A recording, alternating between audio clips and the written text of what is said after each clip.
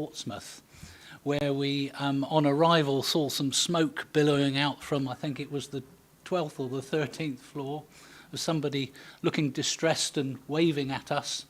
But it was a very informative event. I think, were jointly impressed by the operation as it panned out. It was quite interesting to see that there was no panic, no rush, that the people involved went through the property, visiting room by room to check if there are any occupants in there. They carried smoke hoods with them so that if a rescue was necessary, they could guide them down, escort them out of the property. And all told, it was very informative, Chairman, and thank you very much for the opportunity of seeing it firsthand. No, thank you for raising it. It was an incredibly interesting day. I mean, nothing like seeing it happening in real time to actually help your knowledge, and in the comfort of knowing that the building actually wasn't on fire and that we weren't at risk. I have my doubts at some stages, Chair. Okay, thank you. Thank you. Right. Yes, Jonathan. Thank you, Chairman. On the 14th of September, which was the date of the last meeting, in the afternoon, and I know you went, Councillor Price, to visit Cosham, the Cosham Fire Station, to view the plans for the new building, which I think certainly we found it a fascinating experience. You need to be an explorer to find the old station, but we found it. And the plans that we've got for the new station are absolutely brilliant. And I'm quite certain it's going to come back to us for further review, and you'll enjoy that experience. That was on the 14th of September. On the 9th of November, on the recommendation of the chairman and others who attended, I attended the Local Government Association workshop on governance and leadership. It's a virtual meeting. It was extremely useful. And when the LGA come up with this again, I recommend everybody should do it. I've had two meetings with regards to my position as the champion for performance, and I refer you to item 10 coming up in this paper. My first meeting with Shantha was about 2 or 3 months ago, where basically I was given an overall view of what performance is and the whole remit of the responsibility. And having read all those documents, the second meeting was on the 2nd of December to look at the paper you've got in front of you. Can I just say I'm really glad that Shantha is now better. I sit on the board of the Thames Basin Heath Protection for Birds. It's an organisation that basically runs the suitable alternative natural green spaces in order to protect ground nesting birds. And it's been going for about 11 years. It's quite an interesting organisation, but Natural England is a very big part of it. And Natural England give us a report every time we have a meeting. We had a meeting about 3 weeks ago, and obviously with all this land that we're dealing with between Surrey and Hampshire, the fire services of Surrey and Hampshire are always mentioned in dispatches, which I'm really proud of. I do mention that I'm a member of the board and that I'll always pass on this information to our Chief Fire Officer. But it's really first class when you hear other people talking about how good our service is, not just ourselves. And I'm glad you mentioned the Prince's Trust, Chairman, because I've attended most of them. The beauty about the ones that you can attend, the virtual ones, is you can actually talk to the members online. And the ones in July, you could get a conversation going. And as the chairman rightly says, it's a very moving experience to watch how these youngsters, who come from, let's say, difficult backgrounds, gel over a period of 8 weeks and actually do produce extraordinary results. And the most important one, of course, is being able to talk in public, because it's not exactly a natural thing to do, to talk in public, but it is their first chance to give it a try. and it's really rewarding to watch it. And I've actually had the opportunity of thanking A, the organisers, and B, all the team leaders who are quite extraordinary, and I'm delighted they've won this award. Thank you, Chairman. Okay, thank you. Moving on. Yes, sorry, no. It's not member development. I've just had a message from one of our favourite reporters saying that he's watching the webcast, but there is no sound on the webcast. It's been dealt with. It's been dealt with. Okay, you've got the message as well, did you? Sorry. They don't know what they've missed. Do you want to repeat what you just said? Gary. Chairman, having set myself up to become the carbon reduction champion back in July, I'm very grateful to Matt for the update he provided me in advance of this meeting in terms of they held an initial programme board that sets out their milestones to take this project forward.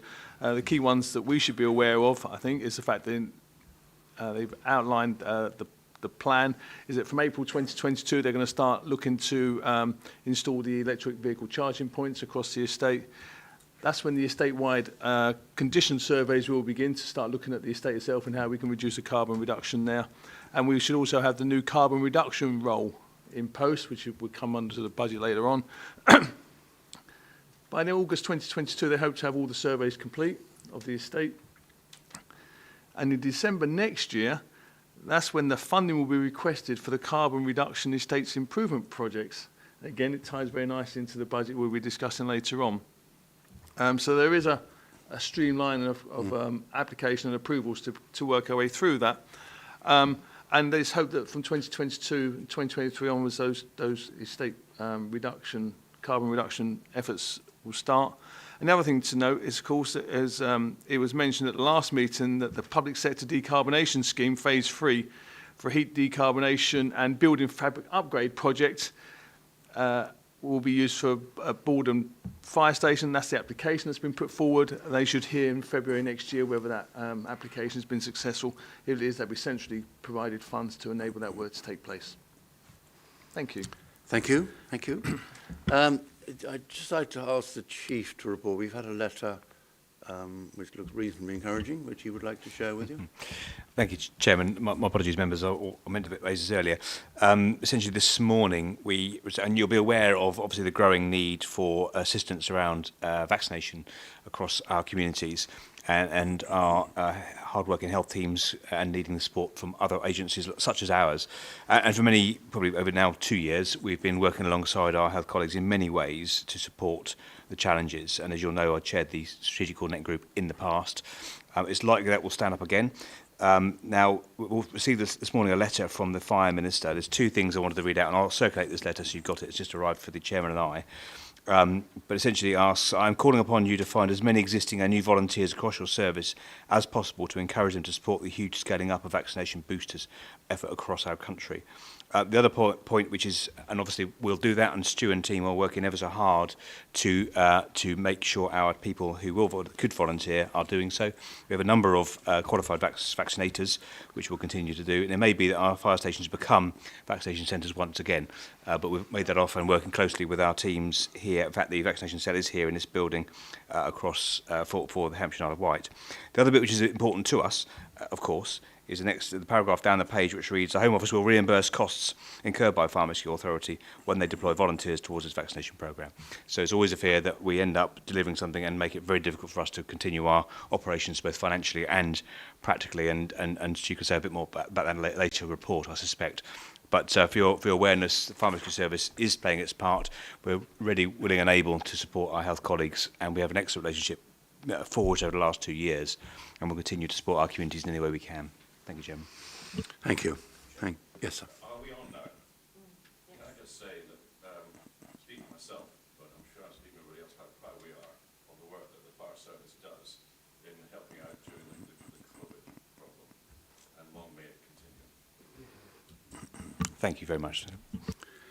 Well, while we're on the subject, I did ask the Chief, I'm aware that Basingstoke particularly is crucially short of North Hampshire generally of anywhere to have these vaccination centres.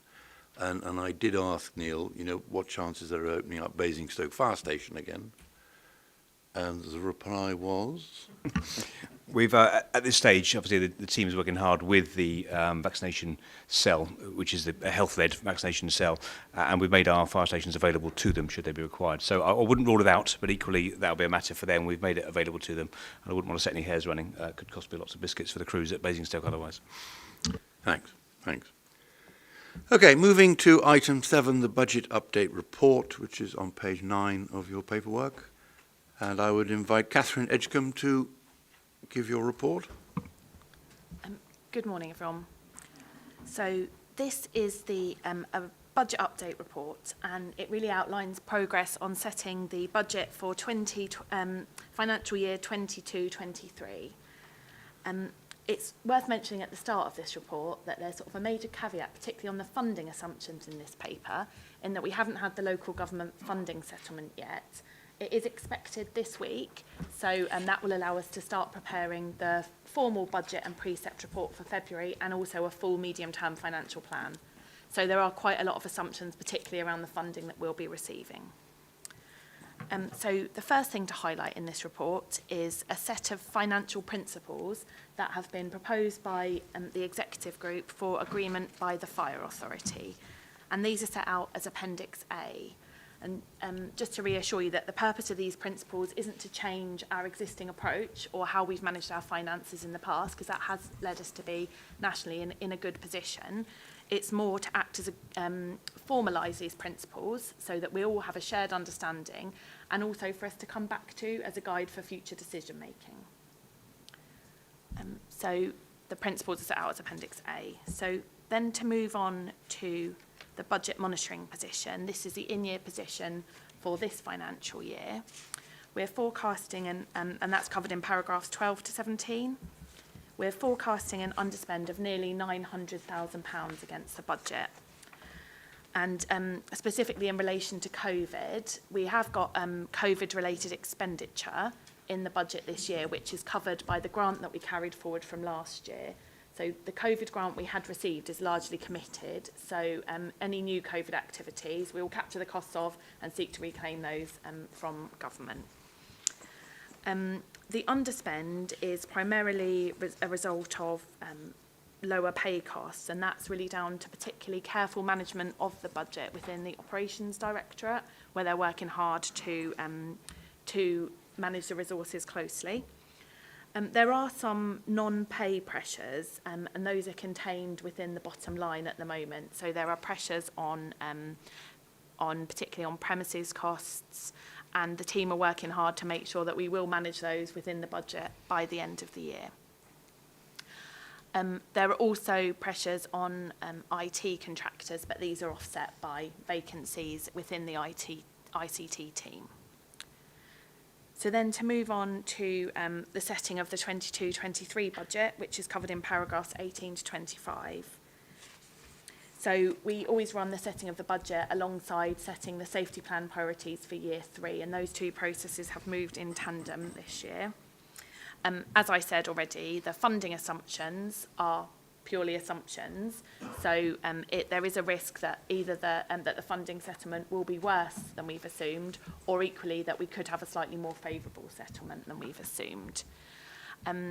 A key point to note here is that although there were representations to government about the benefits of a £5 increase in council tax for fire authorities, we're currently assuming, as was made clear in the autumn budget and spending review, that it will be a 1.99% council tax increase, so not the £5 that was lobbied for. So again, we've got a number of assumptions contained within this position, particularly the need to start to repay some of the borrowing that's being taken out for the station investment programme. And we're also proposing the inclusion of a central inflation contingency of £300,000 to deal with current unexpected levels of non-pay inflation. So this should allow us to manage that next year. So to move on to delivery pressures, which are covered in paragraphs 26 to 29. You may remember in previous years we've had a growth process where areas of the service could bid for additional funding to deliver over and above or to address pressures in the budget. So we didn't carry out that process this year, but what we did do at executive group level was identify essential delivery pressures that we'd need to include in the 2022-23 budget. And the details of those are set out in Appendix B.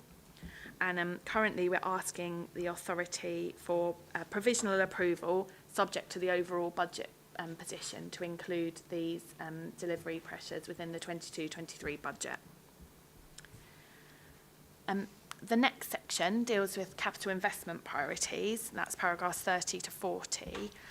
This is more of a sort of scene setting and for information for the Fire Authority. So it talks about the capital priorities and the financing of those to which we've already committed, but also flags that there are a number of emerging priorities that we haven't yet secured either approval to go ahead with or funding for.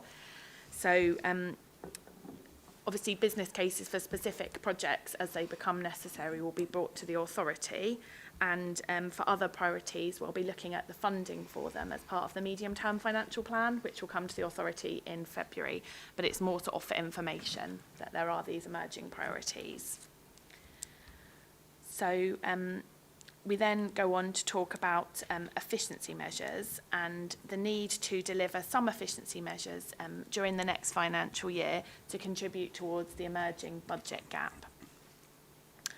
And progress on these measures will be monitored and reported to the authority during next financial year. So to talk next about, more specifically about the budget position, you may remember that the starting position from last year, from this financial year, was a deficit of £778,000, which was funded from some one-off resources that we had set aside for this purpose. As part of the whole budget setting process, we've identified a net additional pressure of £550,000, which is made up of pressures including inflation, the contingency for inflation I mentioned, and the national insurance increase, the revenue implications of the station investment programme, and delivery pressures. And then these pressures are partially offset by efficiency measures, the assumed council tax rise and growth in council tax base, and our current estimates of grant increase. So at the moment, there's a forecast shortfall of £1.3 million, which will be addressed by draws from the grant equalisation reserve, which is set aside for this purpose, and the use of some of the 21-22 underspend. So then the report moves on to a couple of pensions matters. These are an increase to the cost cap envelope for temporary promotions. And so the authority made a decision to pay the difference between benefits paid based on temporary promotion and legislative benefits for a small cohort of firefighters. This just provides an updated estimate of those costs and asks for a small increase in the cost cap envelope we have set aside for those. And then the final pensions matter, which is actually included as a paper copy on your table, is just a small update to the local government discretionary, the local government pension service discretionary policy. And this allows for local government pension scheme members to purchase additional voluntary contributions. There's no financial impact to the Fire Authority of this measure, but it's just sort of procedurally necessary that an updated version of the discretionary policy is approved by the Fire Authority. And finally, there's also a Treasury Management Appendix, which provides an update on our Treasury Management activities in the first half of the financial year. So there is quite a lot of detail included in that appendix I'm happy to take questions on, but the main principle is that we have complied with with the authority's Treasury Management strategy and all relevant guidance and legislation during the first 6 months of the year. So I'm happy to take questions. Catherine, thank you. Members. Roger. Thank you, Mr. Chairman. On page 11, where we have the chart of the savings and forecasts, etc., is that the first line is employee cost, where there is an underspend of 1.65 million. is it possible to have a breakdown section by section of employees from full-time firefighters, retained, and other staff? Because I can see that with the retained, the cost of retained is very much dependent upon the number of occasions they've been called out. So, and particularly when we've had a bad or a nice summer, lots of grass fires, then the cost goes right up. But also within that is going to be the other staff, which, as you have said, where we've actually not employed people and what have you. So it'd be interesting to see what the breakdown is between the three main sections. Because if, for instance, is that the cost has gone down for full-time, that would imply that we're not, our numbers have reduced, and therefore, because this doesn't talk about the number of employees, there may be questions we'd want to ask about that. So without that other information, we don't have the full information. Thank you. That's definitely, we can provide a further breakdown of those between whole-time retained and Green Book staff. That's fine. Okay, Chief. Also, to remind Councillor Price, we have a very strict establishment management process which you will oversight. So there's no sneaky reducing establishments here. It's about spend against the establishment rather than reduction in establishment. So, but happily we'll break that down for you. David Fuller. Thank you, Chairman. My first question actually follows on from that point. It's good to hear reassurance. Obviously, there's been no impact on operational effectiveness from that saving. Point 14 on this page makes it fairly clear this underspend has been achieved by proactively managing staff costs within the area.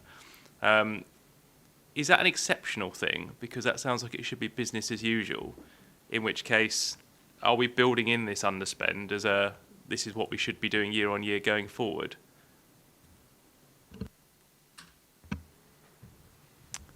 Thank you. Probably the short answer is yes. So the financial management of the managers responsible for most of the staff which are on stations has increased over the last probably 3 years or so, increasingly more familiar with the costs, with how they manage those costs and how far down the management chain we push that accountability or that responsibility. So I would expect us to be much better in terms of being able, I'm sorry, I'm looking through this camera, be much more confident that we're able to control the cost better along these lines in the future. So the short answer, yes. Long answer, because of the work that we've done to increase the skills. So just on the back of that, is that built into the budgets going forward when we're seeing these deficits? Is the £1.65 million we've underspent so far, is that built in as a reduction in budget year on year going forward?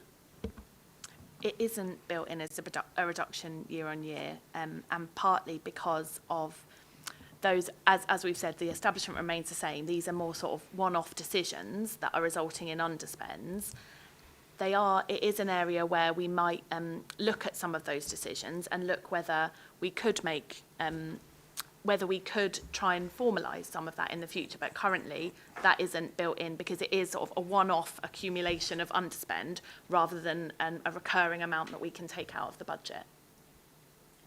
Okay.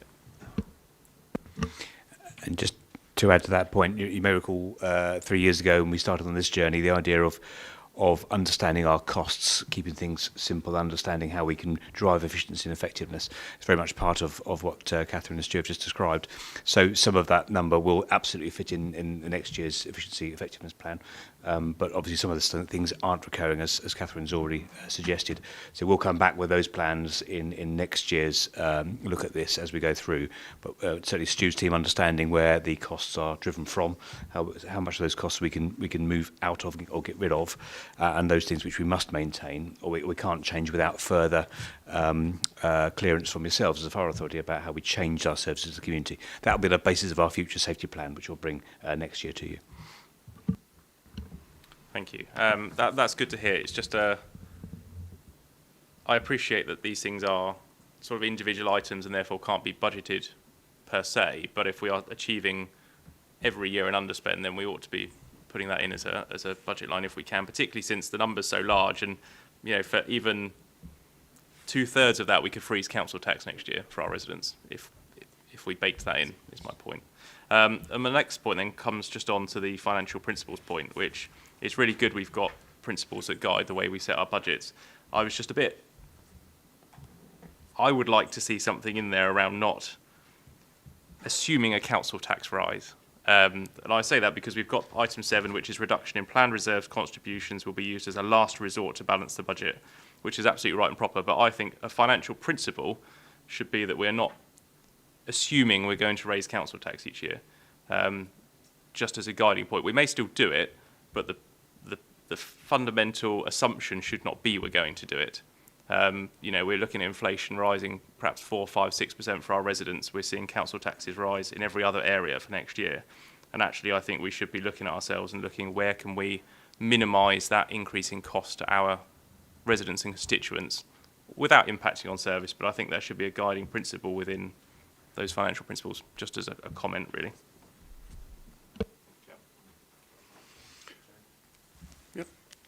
Sorry, just and to respond to that, I can assure you from our perspective, we never make the assumption that we'll either seek or get a council tax increase. No, our focus is very much on efficiency and effectiveness, as is expected of us under the current legislation. And I can assure you, the executive board look really hard at where we can make reductions in costs and indeed increase our effectiveness, which will be borne out hopefully in this year's inspection by the HMI, but equally welcome scrutiny by members on that vein as well. But I can assure you, it's not an assumption we ever make. Jason Vrozakali, please. Thank you, Chair. Just in regards to page 23, where it's detailing our budget pressures, I noticed the second largest one there is driver training. It's a curiosity question, really, in regards to this is a fairly significant increase from 1 week to 3 weeks. Is that a national directive or is that a local one? And presumably, if it's a national directive, I'm guessing from that there's no additional funding for us to have to take on that responsibility. But just some clarification, please. Thank you. Yes, that's in response to a national driving standard that's been issued this year, in which we're responding to, which has increased the length of the course. So we're increasing our numbers of driving instructors, but also recognising that we will need to pay for additional time that our on-call colleagues are undertaking that longer course. So that's purely on. So we have to basically find additional funding for that ourselves. There's no support for that. There's no central additional funding for that standard.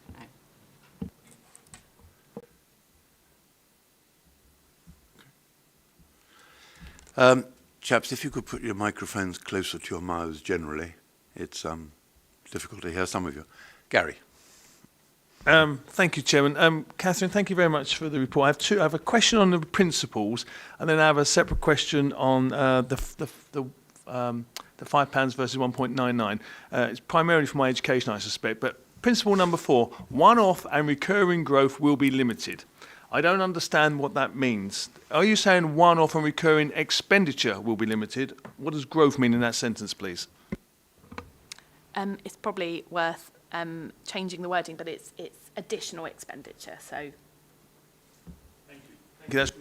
That's really helpful. And secondly, what is the difference between a 1.99% increase in the precept and a £5 increase in the precept? So £5 is, I think, about 7% increase. So it's a matter of, I will get you some exact figures, but it's a matter of, I think a 1.99% increase is a couple of pounds as opposed to £5. So it's probably sort of a difference between an annual bandy increase of £2 versus £5. So you generate a supplementary, which I'm probably being unkind, but in terms of revenue, how much additional revenue would that generate? So additional revenue, just with the increase, each 1.99, each 1% increase gets us about £400,000. So the additional revenue would be about, I can get you some exact figures, but it's certainly several £100,000 more. So I will look into some figures for you, but yeah, it isn't. It's a considerable increase, so it would make a fundamental difference to our budget position. Well, if I can help, I think you said 1.99 versus £5, the difference is 7%. Therefore, it could be an increase in revenue of £2 million, if I got those figures correct. You said 1% is £400,000. I will confirm that it's definitely, but I think that's about the ballpark. It is a considerable So it's number. quite attractive. Yeah. Thank you. Thank you. Sure. Okay. Jonathan. Thank you, Chairman, and thank you for suggesting that people actually bring their microphones closer to their mouths so you can actually hear, not just for our sake, but for the sake of the broadcast, because I'm straining to hear some people, and if I'm having that problem, I'm quite certain that we're not being heard outside. Can I just say this is a very honest, direct report, and it can't have been easy to write, because it's basically, what it's done is made me nervous. That's really how I feel about it, and I'm quite certain, because we're such a great organisation, we'll get over it. But it's just the general tone of the paragraphs that have come out. They're challenging. That's paragraph 6. The forward financial planning for the authority challenging. The approach has served us well and means that we are in a stable financial position, which is good to know. That's probably the most positive thing in the report. There's currently a forecast overspend on premises. I'm just going through the highlights, if you don't mind. You don't have to answer these questions.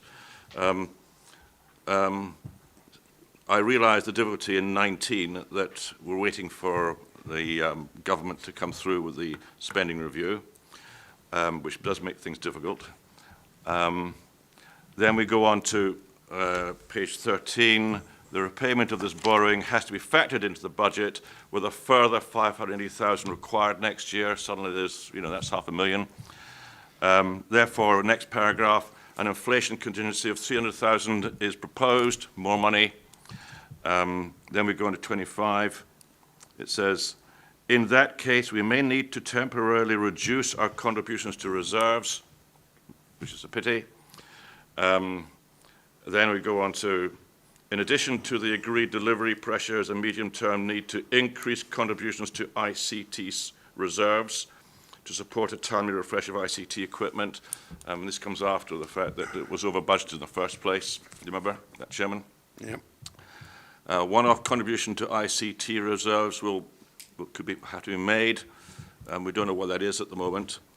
Then we go on to capital investment priorities. Insufficient reserve funding available to support new major capital schemes. That's pretty frightening. It means we're going to have to really think about what we're going to do in the future. And we'll have to take it from potential borrowing. And then on 35, the authority agreed 1.1 million for the first phase of this work. This is essential estates improvement. In order to complete the work, a further 3.1 million is likely to be required between 23 and 24. That's a pity. I didn't know that was going to happen. We weren't fond of that when we agreed the first 1.1 million. So it's all making me nervous.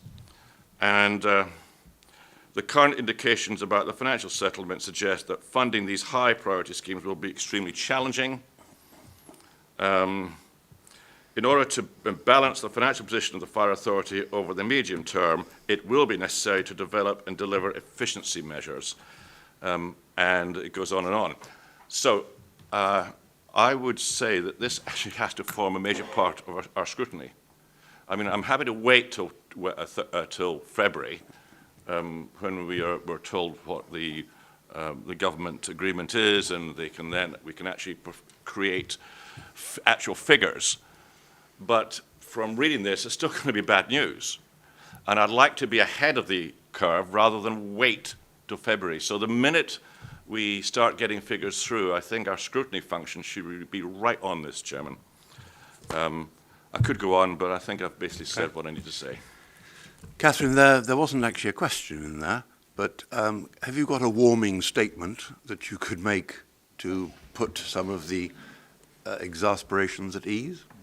So I do think it is clear that things are going to be more challenging, and we are going to need to think carefully about what we do to bridge the budget gap in the medium term. I suppose what is positive is that within this budget, we are still putting money aside for future investment. So what we're not doing is just taking out that money for future investment and sort of hoping something will happen. That means that we have one-off sources available. So we are in a strong position in that we are investing to refresh our IT infrastructure, to refresh our the kit that we need for our firefighters. We're putting money aside for vehicle replacement, and we are investing in our buildings. So though it is a challenging position, we are in a strong position, and what we want to do is to make the right decision so we continue to be in a strong position, rather than hoping that something will come along and mean that our position is somehow sort of saved. So actually, I suppose the positive is we're in a strong position and we need to make some decisions so that we continue to stay in a strong position. We're not holding on in the hope that somehow we end up with some one-off money that allows us to do these things. So it is although there will be some challenges, I don't think it's immediately a very bleak position. And then also the facility that we do have is this ability to reduce our contribution to reserves in the short term so that we can plan how we can bridge budget gaps, rather than having, as some other authorities may be in the position of, having to make some really difficult short-term decisions that aren't well considered and well thought through. So we are in a strong position I would say in the short term, and we need to continue that we stay in a strong position in the medium term. Does that help at all? Does that make you less worried? I didn't say I was worried, Chairman. I said that I was nervous. Okay. Does it make you less nervous? Well, the point is we have the budget report in front of us. We've been given the facts. I have total faith in the abilities of our finance team. Do not worry, Chairman. But the thing is, I am nervous. And I think that if, let's say, something comes through the system which is going to rock the boat, we need to know early on rather than later. Fair comment. Okay. Luke Stubbs, you may speak, sir. Thank you, Chairman. Firstly, just something arising out of what Jonathan was talking about and about the 4 million on the Isle of Wight. What is that for? I mean, is that for basically patching up existing real estate, or does any of it go beyond that? And I ask this partly because, well, there's at least a conversation to be had with the constabulary about the Newport area, where we're also in police. There is a problem with facilities, and there's, basically that there could be an option of a joint facility somewhere else in the Newport area. I just want to see really that no money's been spent on Newport more than is required, just to keep it in a safe condition until we get to a decision on that. And my second and completely unrelated question is to do with the inflation contingency. Now, I know the timing of this meeting is a little bit awkward because it's not till Thursday that the settlement comes out, and so we're all just not sure what's going to be in it. But you've got a 300,000 contingency on inflation, non-pay inflation, and that's out of 10 million budget, so about 3%. So what is your base assumption on inflation, and are you confident that amount is enough, bearing in mind that the headline inflation rate will be at least 5% in the early and middle part of next year, and may well be, could be higher than that? Well, Catherine, if you can deal with that one first, please. So the question on inflation, in effect, we had assumed approximately a 2% inflation rate. That's allocated out to services to manage. This is essentially held contingency, which will allow those areas that are experiencing unprecedented inflation to come and explain that they need additional funding, so we can allocate that out. So I think this puts us in a much stronger position to manage inflationary pressures. If we were to have really unprecedented levels, we would either have to look at scaling back what we were able to do in those areas, or we would have to look at using some other one-off resources, including like our general fund, which is held for sort of more emergency reasons. So I think that it puts us in a stronger position, but it doesn't protect us from all levels of inflationary rise. And I think we've made a prudent assumption. We could possibly have a larger inflation contingency, but I'm confident that for the purposes of next year, this will put us in a reasonable position to be able to manage those pressures. Okay, thank you. And Matt, would you like to deal with the Newport Isle of Wight issue? Yeah, of course, absolutely. So thank you for the question. So as you would expect, we manage the estate from a risk-assessed approach, so dealing with health and safety and physical concerns on the buildings before other things. And quite rightly, the Isle of Wight Council have for many years run exactly the same process. But clearly, the Isle of Wight Council, when previously ownership of the estate, had many other competing statutory functions in buildings, which unfortunately meant that the fire stations maybe didn't get the same priority over adult social care or children's buildings or other buildings, which is completely understandable and makes sense. So what we have with the Combined Fire Authority is a difference in building condition on the island and the mainland, and that is what a paper in September 2020 outlined, which Councillor again mentioned earlier. So there's a 4-year programme to invest in the island to bring those buildings onto the same condition as the mainland. So what we've had so far is the first year of that, and there's a further proposal on the authority for next year to look at an update on that approach and future funding. On the Newport site, there has been some investment on Newport, where there's been some health and safety PCs and some improving layouts of buildings for the teams there. And we are in open dialogue with the Office of Police and Crime Commissioner and on their estate plans on the island and what we could do with the Newport fire station site, linking into the island plans around one public service and joining up some of the public bodies. So there's no solution to that, but there are conversations ongoing around what the options might be. Thank you, Matt. Members, any? Roger. Thank you, Mr. Chairman. I'd just like to comment upon what Jonathan said about the report. I think I've seen this similar sort of report for the last 2 or 3 years about what the risks are and where there are issues which we're going to have to sort of look at. I think that the most important part about it is we've got solutions to the problems and the issues. That's the important thing.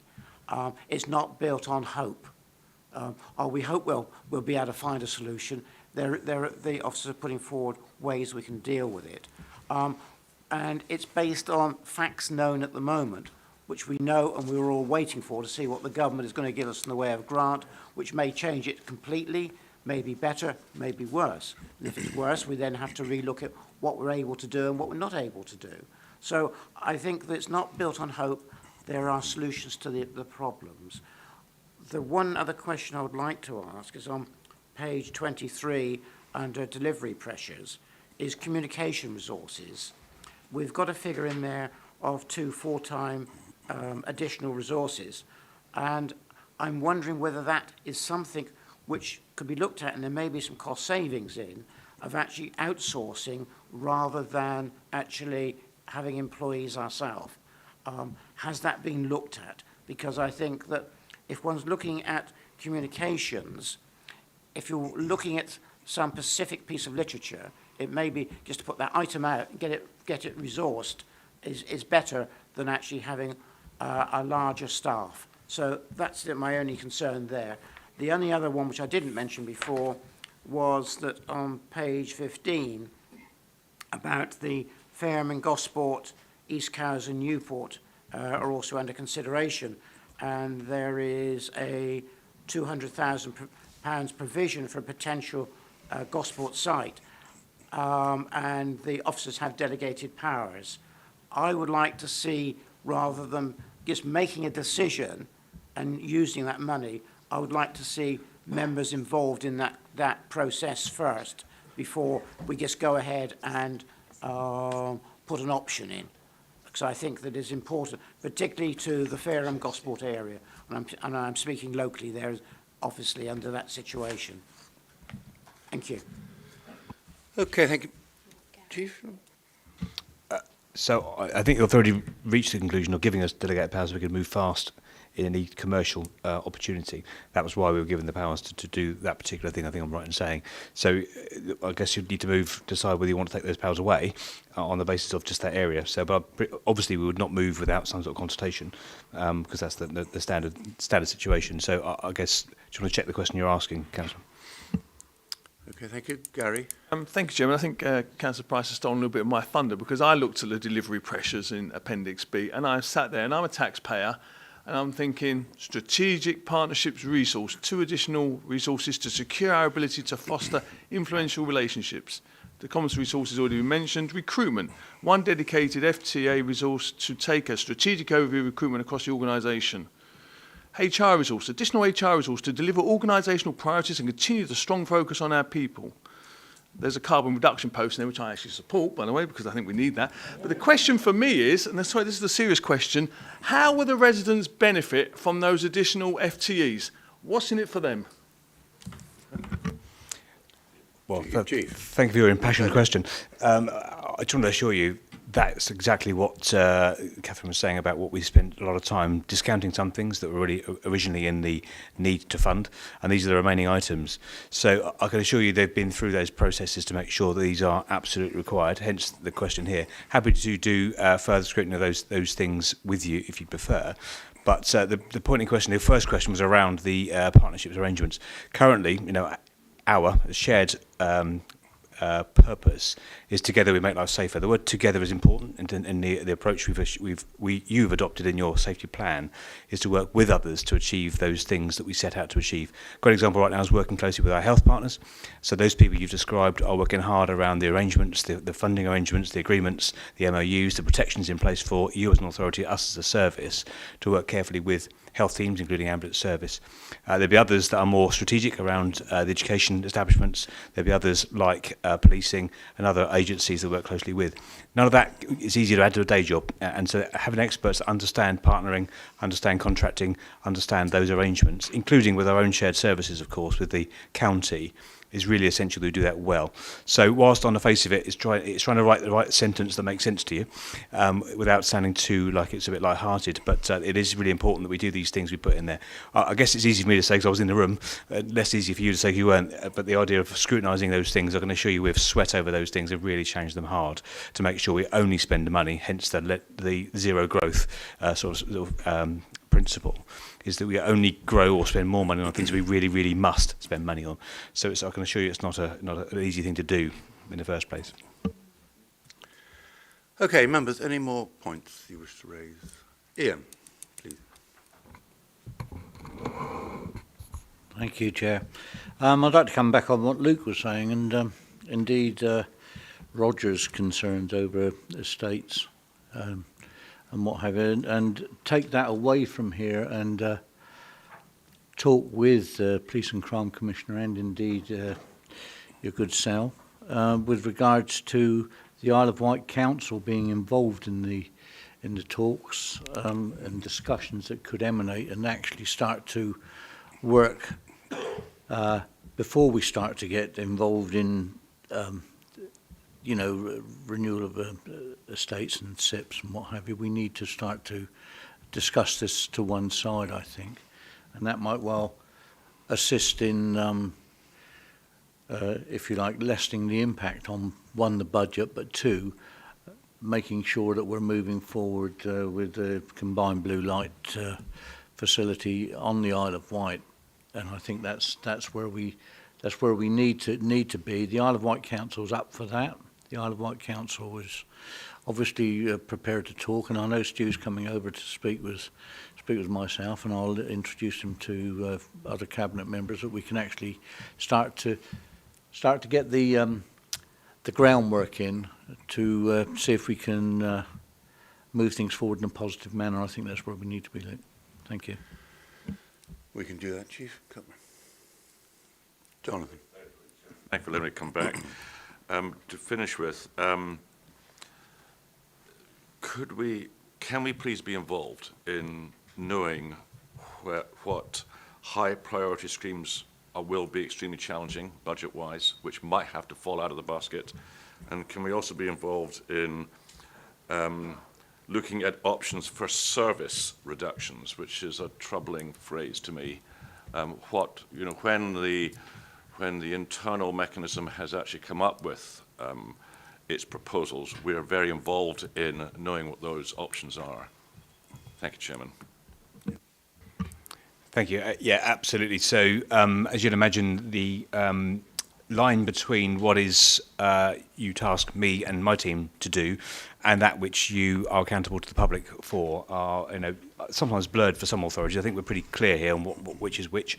But obviously we'll make sure none of that's secret. It's just a question of how much you want to be involved in all that detail. But clearly any reduction of service to the community is a matter for you, and it's a matter for me to propose to you on a basis of why I think it's important to do or why I think it's okay to do in terms of the safety of our communities, and that's for you to make that judgment. I think Catherine's outlined that well. There will be some challenging decisions to make in the future, depending on how funding goes, because our costs rise for various reasons, and our service provision has to be based on that element of what the risk is in our community, which the Deputy Chief will be doing a lot of work on this year to bring you next year to consider what provision we need and how much that would cost to protect our community in the way that we should. Thank you. Well, Chief, to both those issues, Chief, we can bring to the next APAG, can't we? Yeah. Okay, any more? All right, thank you. Catherine, thank you very much for a well put together report. So what do I think? I mean, there are some worrying phrases in that report. Things like essential schemes are now extremely challenging, which do raise issues that clearly we need to look at. But I would tend to go, Roger, we're not in the last chance saloon. There are clearly escape routes here and things that are being laid aside for the worst possible scenarios. So I am as comfortable as it could be, I think. So if we can move to page 20, the recommendations, which are that the financial principles of Appendix A be approved by us, the full authority, that the budget monitoring position be noted by us, the full authority, that the increase to the cost cap envelope is approved by us, the full authority, that the delivery pressures set out in Appendix B be approved by us, the full authority, for inclusion in the 2022-23 budget, subject to affordability, that the mid-year review of Treasury management activities set out in Appendix C be approved by us, the full authority, that the updated LGPS discretionary policy set out in Appendix D be approved by us, the full authority. Do we approve? Anyone not agree? Okay, thank you. Passed. Moving to item 8, which is Hampshire and Isle of Wight Fire and Rescue Authority appointments and minor constitutional update report on page 45 of your pack. If I can say straight away, item 11, the Chair of Standards and Governance. Perhaps, Liz, if you would like to make a comment on that. I've withdrawn that item. I'm not sure what you want me to say, Oh, Chairman. well, all right. The items Let me help withdrawn, you. and we'll wait till next year's AGM. Yes, Liz has agreed to carry on as chairman of S&G until the AGM next year for a number of reasons, but all good and proper. So I'll take that out, and also I will take out recommendation 20 when we get to it. So, who's doing this one? Paul. Thank you very much, Chairman, and good morning, members. It's a fairly short report that mainly deals with the issue of having substitute members on committees, and that way if a member from one political group's unable to attend a committee meeting, a substitute member can attend in their place to help ensure good representation and also quorate meetings. Now, members will know that the authority has got two standing committees, Standards and Governance and the 3S Fire Stakeholder Committee, with 5 members on each. Committees of the authority have got to reflect, as far as is practicable, the political proportionality of the authority. So the proportionality of committees is 3 Conservative members, 1 Liberal Democrat member and 1 independent member, and that reflects the overall political proportionality of the authority as far as possible, whilst also ensuring good coverage of members from as many of the constituent authorities as possible. It's open to the authority to appoint substitute members to deputise for absent members at committee meetings, but there's still a need to ensure that political proportionality continues to be reflected. So each political group on the authority could appoint a substitute to attend in place when one of their members can't attend a committee. And just for completeness, a political group has got to have at least 2 members in order to be a group. So the authority's currently got 2 political groups, Conservatives and Liberal Democrats. So the paper suggests and recommends that the authority appoints a substitute member from each of those 2 political groups to substitute on its standing committees. That way we will hopefully always have reasonable attendance at committee meetings and maintain political balance.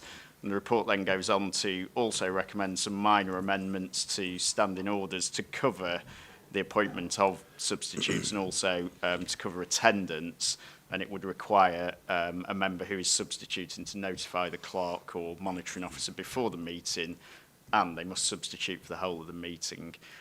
So that's really, I think, all I need to say. And the report did obviously have another recommendation, but that's withdrawn now. So that's pretty much it, and happy to take any questions. Okay, thank you. Paul. Jonathan? Thank you, Chairman. I'll start on the earlier point, how delighted I am that Councillor Fairhurst has decided to remain as chairman of S&G. She's doing a really good job, and I'd like her to continue longer, Chairman, but I'm delighted about that. Secondly, on substitutes, extremely worthwhile idea, since it was something I mentioned earlier. The important thing is that we have to make sure, assuming we agree substitutes, that substitutes are given plenty time in advance of meetings if the principal member can't make it. I don't think we have to be specific about that, but it's certainly more than 24 hours, okay? And secondly, if I was a substitute, I'd like to know the work of the committee that I might be required on, and I think they should be allowed to attend, even though they can't speak or vote. I think that's really important, so you get what I call good succession planning. Yeah, I mean, to answer that, I think that is absolutely vital. There's nothing worse than somebody joining a committee which they knew absolutely nothing about, because they're rather wasting theirs and everyone else's time. Roger. Thank you, Mr. Chairman. I'm very pleased this report has come forward, and obviously, hopefully, everybody will accept the option 1. I think that the point that Jonathan's made about giving plenty of notice, well, I think in most cases that would apply, but there will be situations when suddenly something has happened to a member who is on a committee. They may have had an accident, they may have gone down suddenly ill, when they will ask their deputy if they can stand in for them. And that is always going to happen. And may very well be even the deputy can't attend because it is late notice. But in most cases, it will be where somebody's going to be away, they know they're going to be away, or something as they can plan forward on, and people will be aware. So I don't think that is a real problem, personally. I agree that, yes, people should be aware of what the committee is doing, but I think that they can, I would have thought, attend and sit in the background and not have a vote, not have a say, but just sit there and listen to what the debate is. They would also get the papers before, and as we all get the papers for all committees, so they could always read those anyway and understand what is going on. So I think that this is a good report, and I fully support it. Thank you. I mean, I feel sure that all these things will evolve in the natural course of time. David Fuller. Thank you, Chairman. My question was really just around why we would only appoint 1 substitute member from each political group. I take your point around on maintaining political proportionality, but given that, I mean, it's only the Conservative group that would be affected, but if 2 of our members couldn't come but we could only have 1 substitute, the political proportionality would therefore be affected. So surely it should just be each member appointed to the committee can appoint a substitute from their own group if they cannot attend.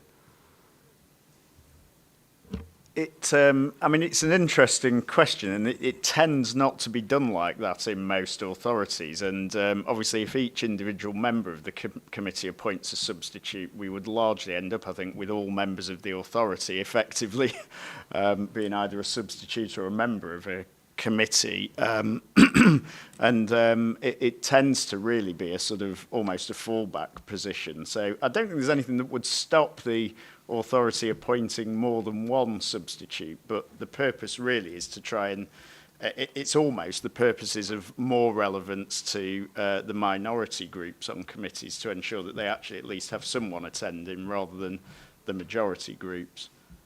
I take your point, but certainly from Southampton City Council, unless a panel has specific training, any member who cannot attend can ask anyone else from their group to attend in their stead. So unless there is a particular reason someone couldn't sit on that panel, so in normal council terms planning, for example, you have to have training beforehand, I could attend for anyone else on that panel if they cannot attend.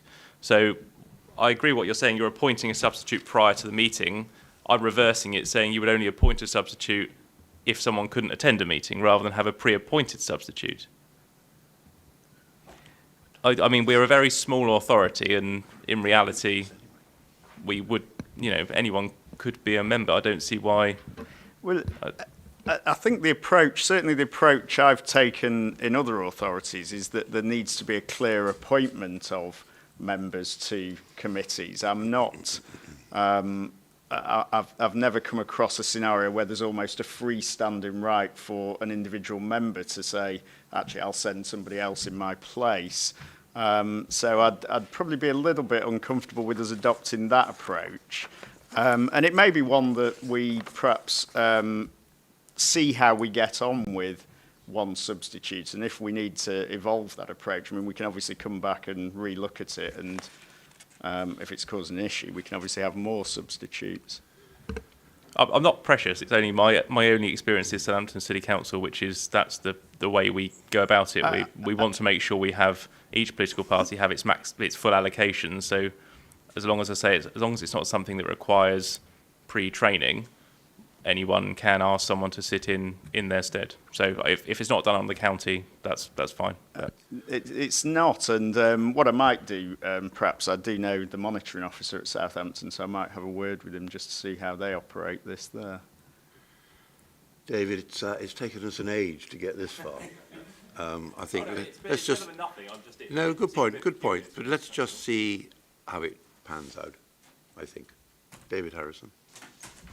Thank you, Chairman. I'd like to thank the officers for their work and acceding to this request. It's worth remembering that 4 years ago we were a much larger authority. I wish I was personally as lean as the current authority is. I would be entirely happy for Councillor Fuller to substitute for me at any meeting, but that said, I think that this recommendation as it stands gives a little bit more certainty.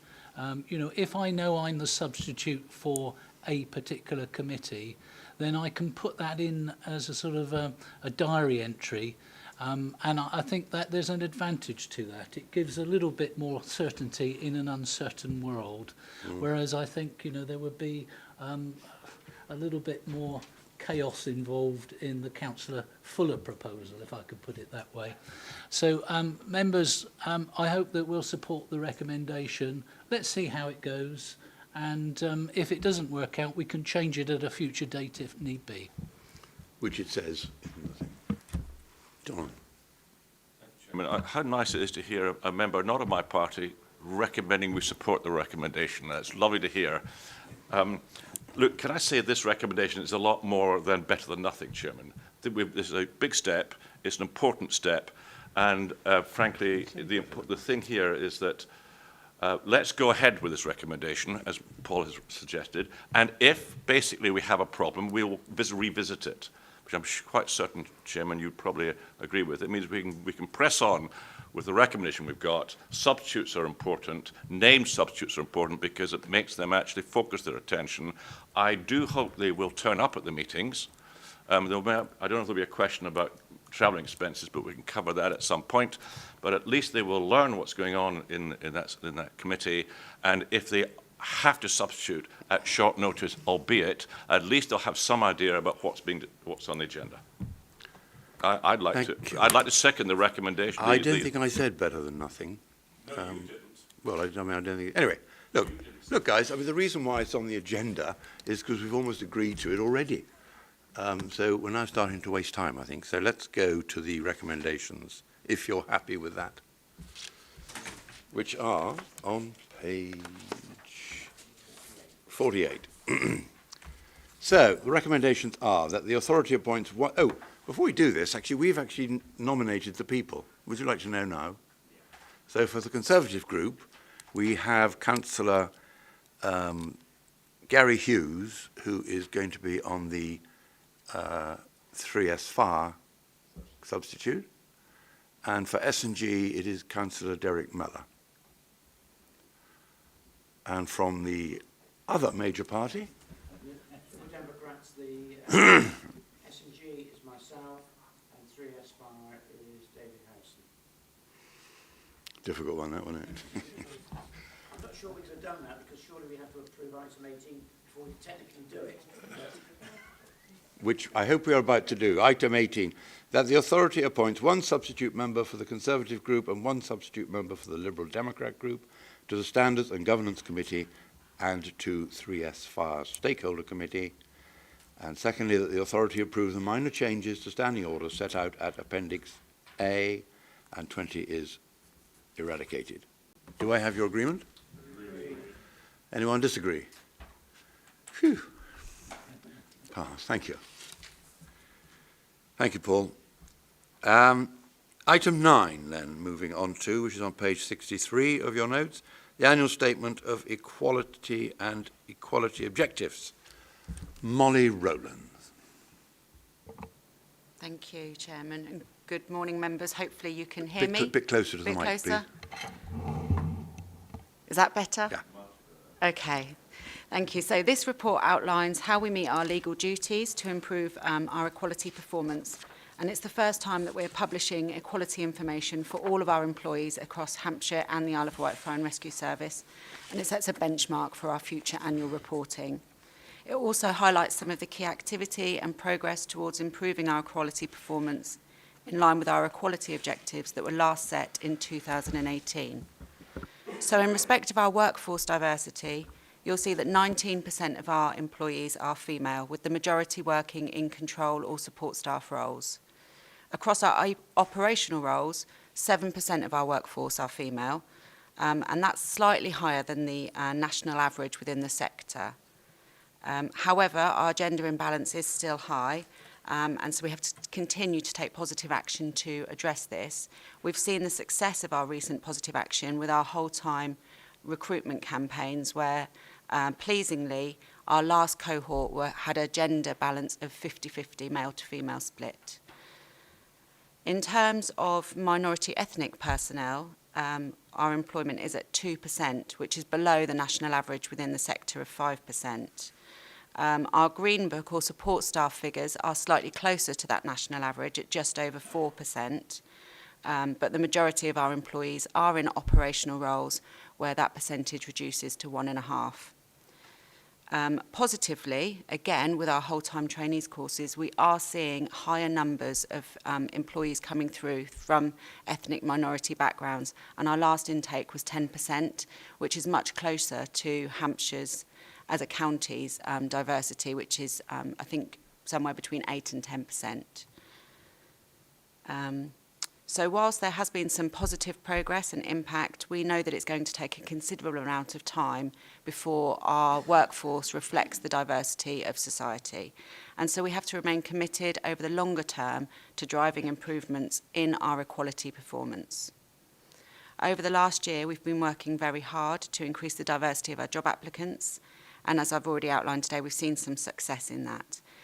In particular, we've established a positive action working group, which includes the chairs of our network groups. We have developed social media targeted campaigns. We hold positive action recruitment days, and we reach out to people who have signed up for job alerts who are female or from an ethnic minority background in order to provide them with additional support, particularly in terms of fitness and completing the application forms. We've also attended events such as the Pride events both in Southampton and Eastleigh and the Eastleigh Mellor. We're very much committed to creating an inclusive working environment, and a key part of this has been embedding our organisational values, particularly into our recruitment and promotional processes, but as well as into our personal development reviews and our leadership and management training. So we've worked with our workforce to develop the values, and more recently to develop the underpinning behaviours that support those values. And details of those pieces of work can be found in appendices C and D. We've also launched a peer-to-peer recognition scheme, which is a brilliant opportunity within our organisation to say thank you to employees and volunteers who are doing great work and at the same time positively role modelling and reflecting the values and behaviours of the service. This year we also undertook a wellbeing pulse survey, which found that 80% of respondents were benefiting from positive mental health. However, those who were suffering with poor mental health did report concerns regarding workloads and poor sleep and feelings of isolation, particularly related to the pandemic. So we have placed a considerable focus on activities to support our staff in terms of their wellbeing and positive mental health, and we've delivered a range of training and workshops focused on those areas.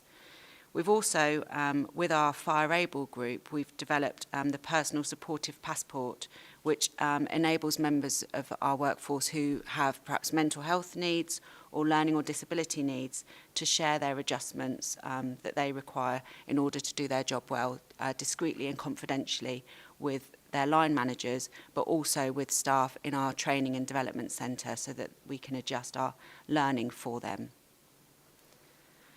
We've also been engaging more with our community to understand their needs and promote ourselves as an employer of choice. We undertook a survey with all of our charity partners, and we use that feedback to consider how we can make our information more accessible to those from different backgrounds within our community. So that can include providing information in different formats and languages, better access for those who might feel digitally excluded, and also increasing our visibility in those communities. Moving forward, it's vital that we continue with all of this positive work and that we continue our progress in improving our equality performance. So for 2022 to 2026, we've developed 4 new equality objectives for your approval today. And these objectives can be found in paragraphs 35 through to 38. And if approved by yourselves, we believe these objectives will enable us to ensure equality of opportunity for all within our organisation, continue to help us create an inclusive environment where everyone can thrive, and ensure we tackle instances of behaviour that don't align with our values. Our progress against these objectives will continue to be reported to the authority on an annual basis alongside our equality statement in terms of our diversity. And we'll also establish internal governance frameworks and delivery plans to ensure that our senior leaders and teams are being held to account in achieving these objectives. I hope that sort of gives you a summary of the report, but if there's any questions, then happy to take them. Thank you, Molly. Members, any questions? Luke Stubbs, please. First, a question of fact. So you have explained already that in terms of advertising jobs, a lot of jobs are advertised through social media. For example, you can target on demographics, thus making it difficult for, let's be clear about this, white men to apply for roles. But even acknowledging all of that, what proportion of the applicants of full-time roles were female? What proportion of the applicants? I'd have to find out that information, but we can find that in terms... Can you give me an approximate answer? An approximate was about 20%. Yeah, I mean, so, you know, I look at this sort of thing, and you see this right across the government, and I realise this isn't just a local thing. I realise that government, for reasons which I think are very wrong-headed, is bringing in quota program, because that's what we're talking about here, across the public sector, but only where it benefits women and minorities. Note that.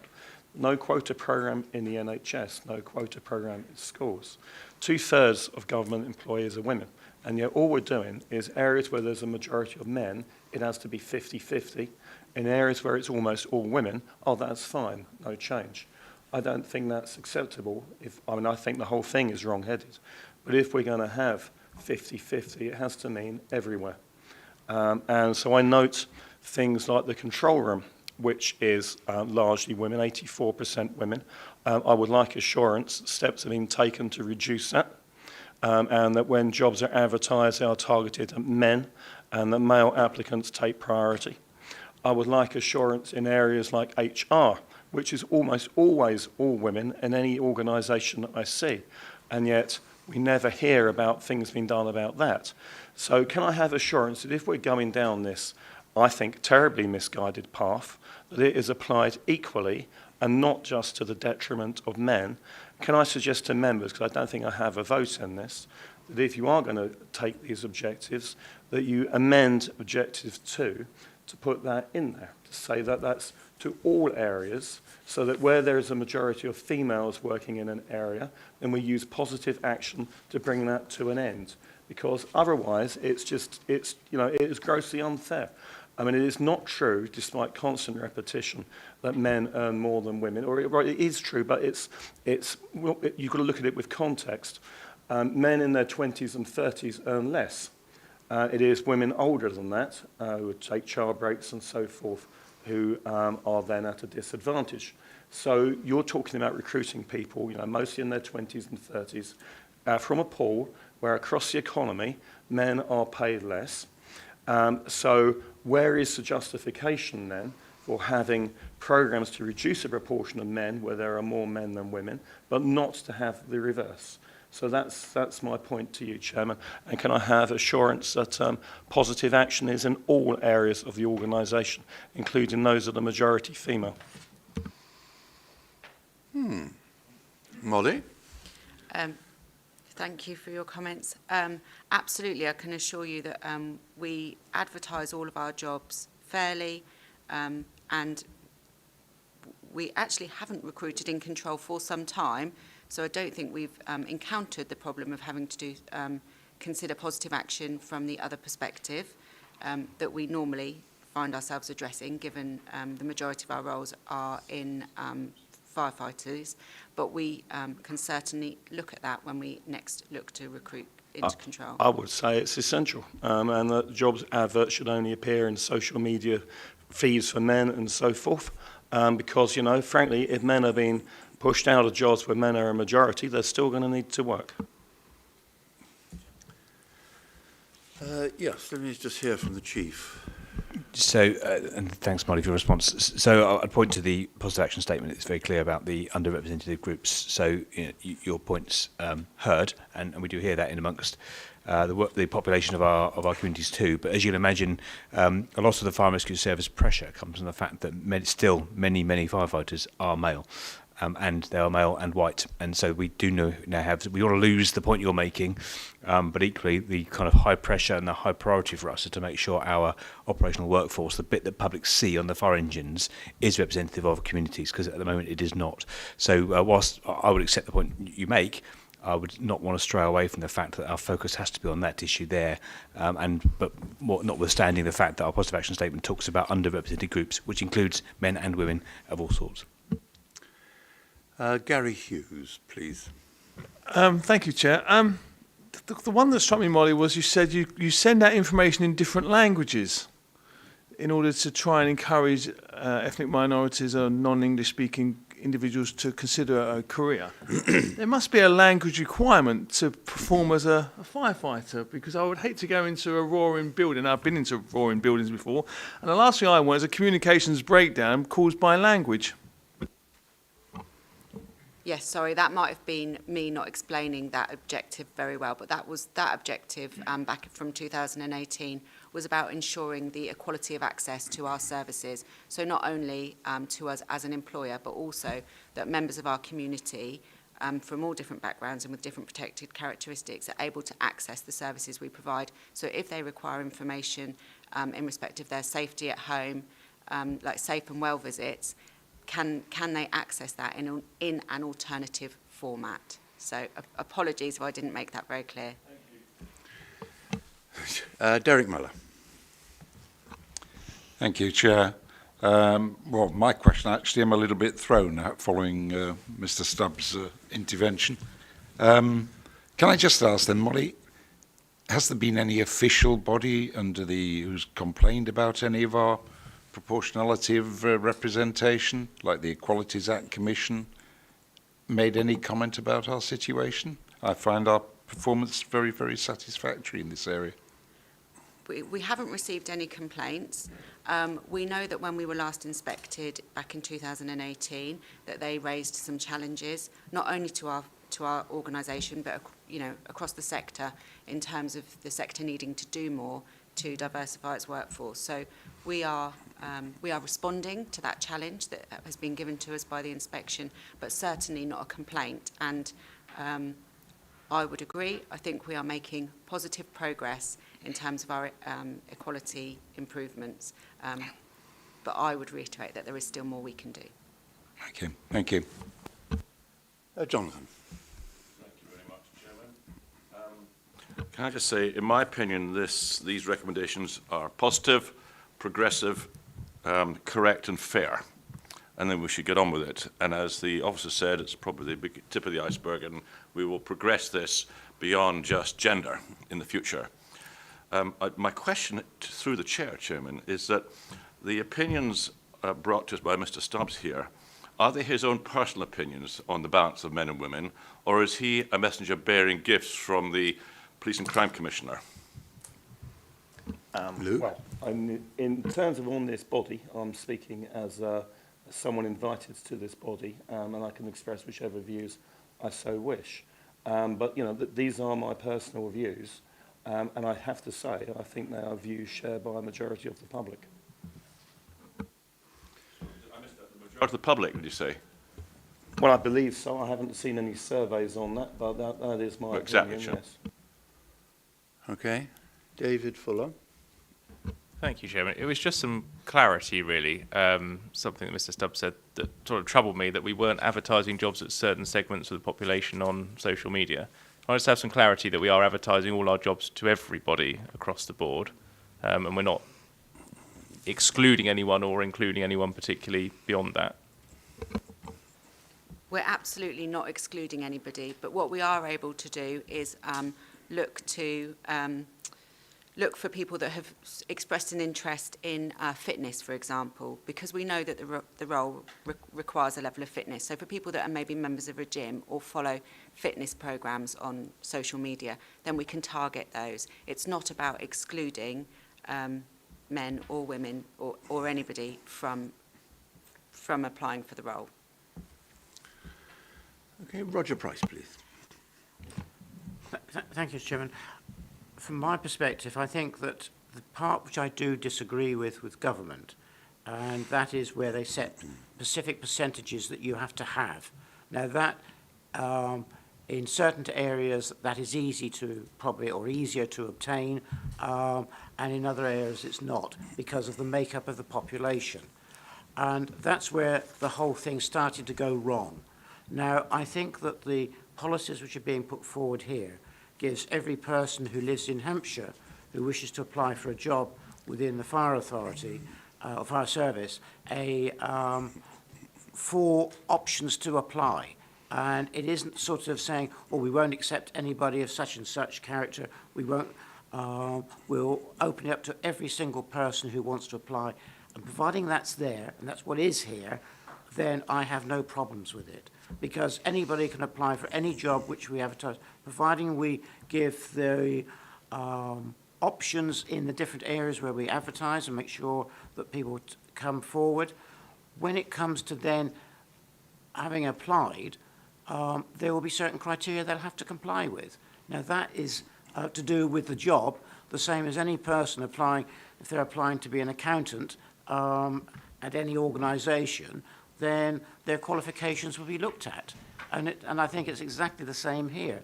One will look at their ability to do the job. And where we are helping certain people who would like to work for us, is that we'll help them to get, because as a firefighter, it's a physical job, we're helping them to obtain the physical attributes. And I think that's the right way forward. So I think that in general terms, I fully agree with this and support it. I say the only part where it's always gone wrong, and that over a number of years, political parties of all colours have actually put forward percentages which I totally disagree with. Okay, thank you. David Fuller? Yes, sorry, it's just another point, or a question of some clarity around a point Mr. Stubbs said, and that was around the percentage of applicants for full-time posts. And could we get that figure sent round? Just because it seems to me I think we said around 20% of the applicants were female and yet 50% of the offers were to females. I like to think it's because those 20% were much better than the other 80%, but can we just have some clarity around that? Yes, I can. I'm fairly confident that from our last recruitment intake, what I will be able to get is the breakdown of who applied and how they dropped out at each stage of that process. So I will find that and then share that with you afterwards. Okay, thank you. David Harrison. Yeah, always an interesting discussion, this, isn't it? It's essentially about fairness.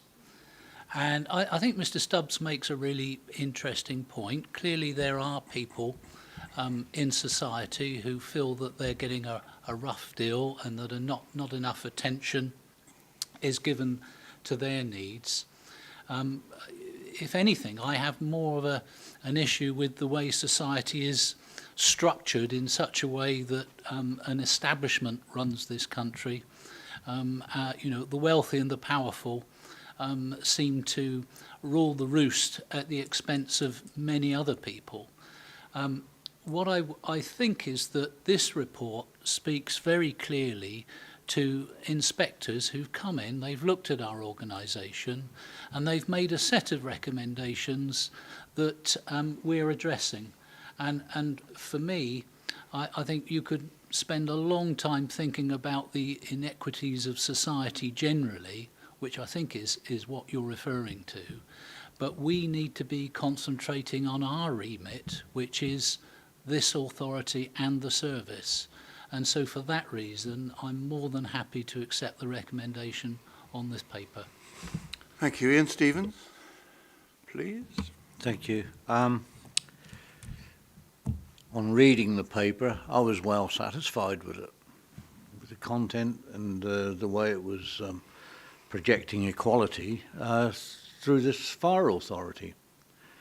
Nationally, yes, there is an inspection regime going through from HMIC FRS, and yes, they are picking up on diversity and inclusion, etc., etc. But I think this goes a long way to actually prove that the Hampshire and Isle of Wight Fire Authority is moving in the right direction to actually give opportunity to all, I mean all, whether it's gender or indeed culture. We need to work on things, of course we do, but I think this is the way forward. The demographics on the Isle of Wight, for instance, and I take Roger's point, and indeed other members' point, that the demographics on the Isle of Wight would actually cause us problems to actually reach the percentages that would be agreeable with central government. But what I would say is that every time we fall down on the percentage levels as opposed to figures and fairness, opportunity, inclusiveness. And that's where we need to be. And if we're showing that, and this paper shows it, to my mind, and we've all got our own opinions, that's fine. And I know down the road I can go and speak to 2 or 3 people who feel that they're in the majority and they're hard done by about being included or not being included.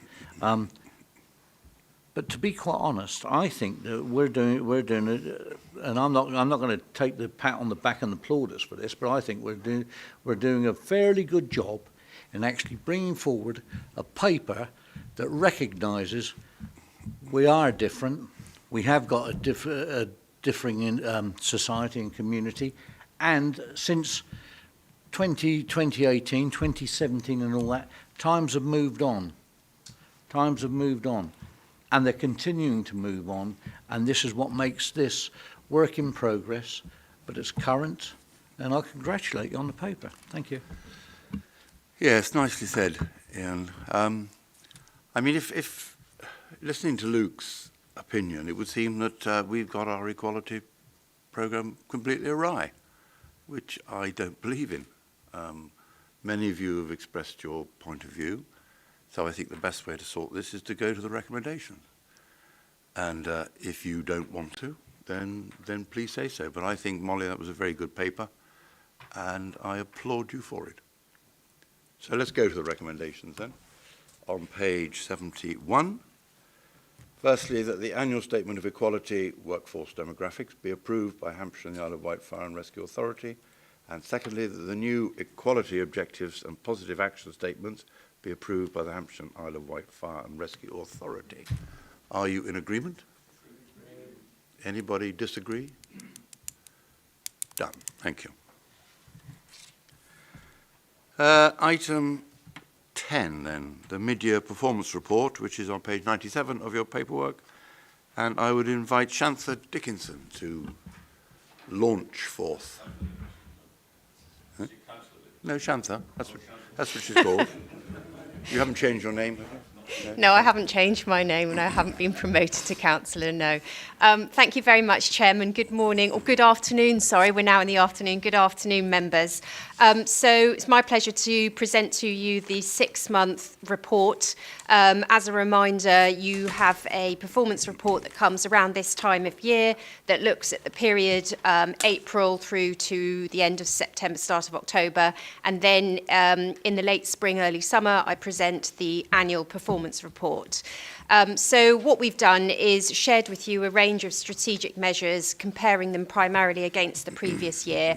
And I suppose the first point to make is that we're still in abnormal times. So the comparisons against the previous year will be interesting to make. Also, the report speaks to how we've progressed the second year of your safety plan, of your 5-year safety plan. And of course, good performance management at all levels gives assurance and opens the door up to the scrutiny that we as a service strive for, and indeed our continued learning journey and evolution as an organisation.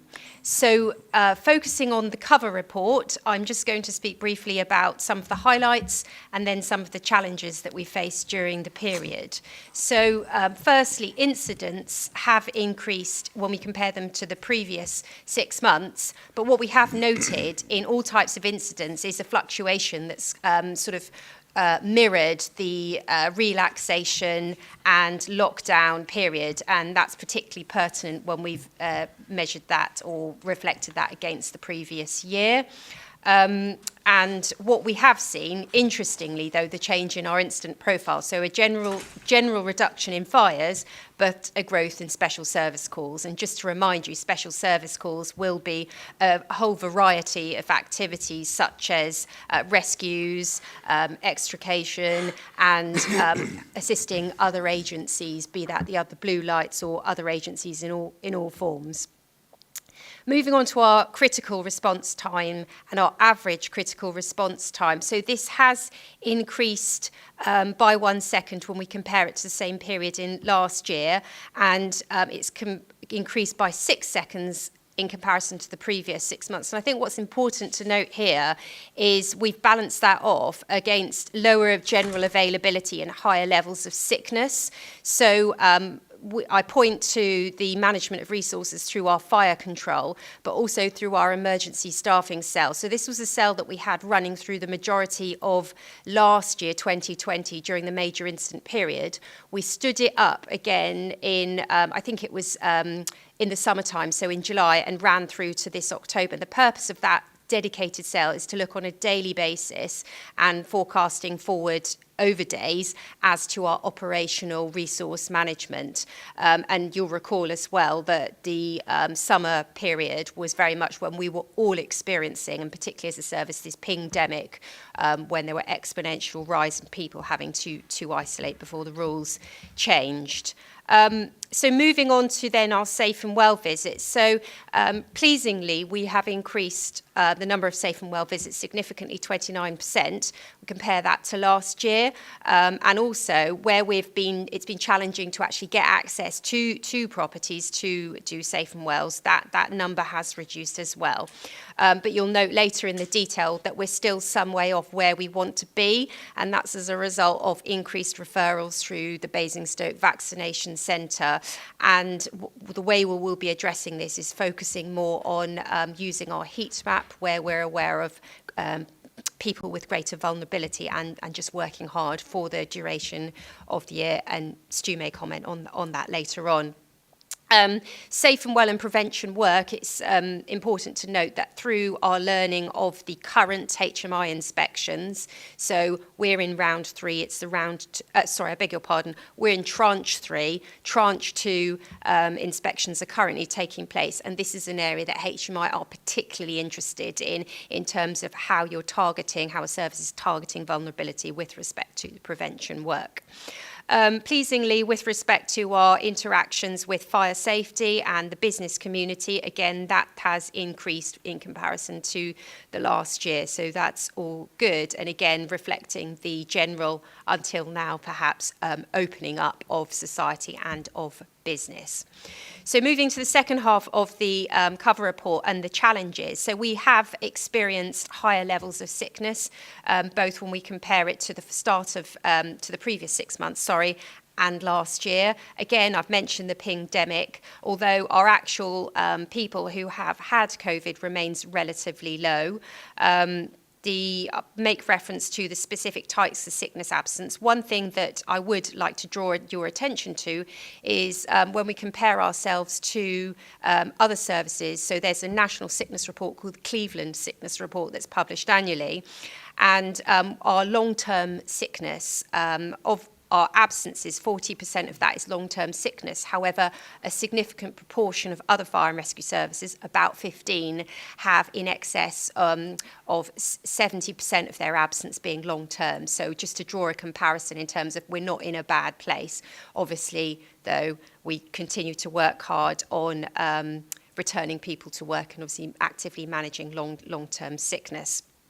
And finally, with respect to understanding the well-being of our staff, we've taken on more and more through this period where we've all societally become more aware of the importance of well-being and how people have been affected through since the start of 2020, and pointing your interest to our next year, so your next year's year 3 safety plan. That will be something that we're particularly looking at under the priority around our people, is broadening that offer and working further to understand what our people need and also what we can offer in the way of support in well-being. And again, something that HMI are particularly interested in, looking at the pillar of the people pillar. Then what's also interesting is looking at on-call availability. So as a reduction to 64%, also impacted by sickness. And again, you'll recall that through 2020, we had an exceptionally good availability, specifically with on-call in that early, so the same period, the April to October. But again, the situation was very different in a much tighter lockdown, and of course, a lot more support around furlough. We're in a slightly different situation now. So then finally, there's a growth in our cost per population figures in comparison to last year, and that's reflected in the new CFA, the new Combined Fire Authority bedding in. There's been some research done by the University of Portsmouth where there are a number of factors around self-sufficiency and island premiums, so a limited size of market and suppliers and fixed costs that impact on the slight difference in costs, and happy to speak at more length on that if needed.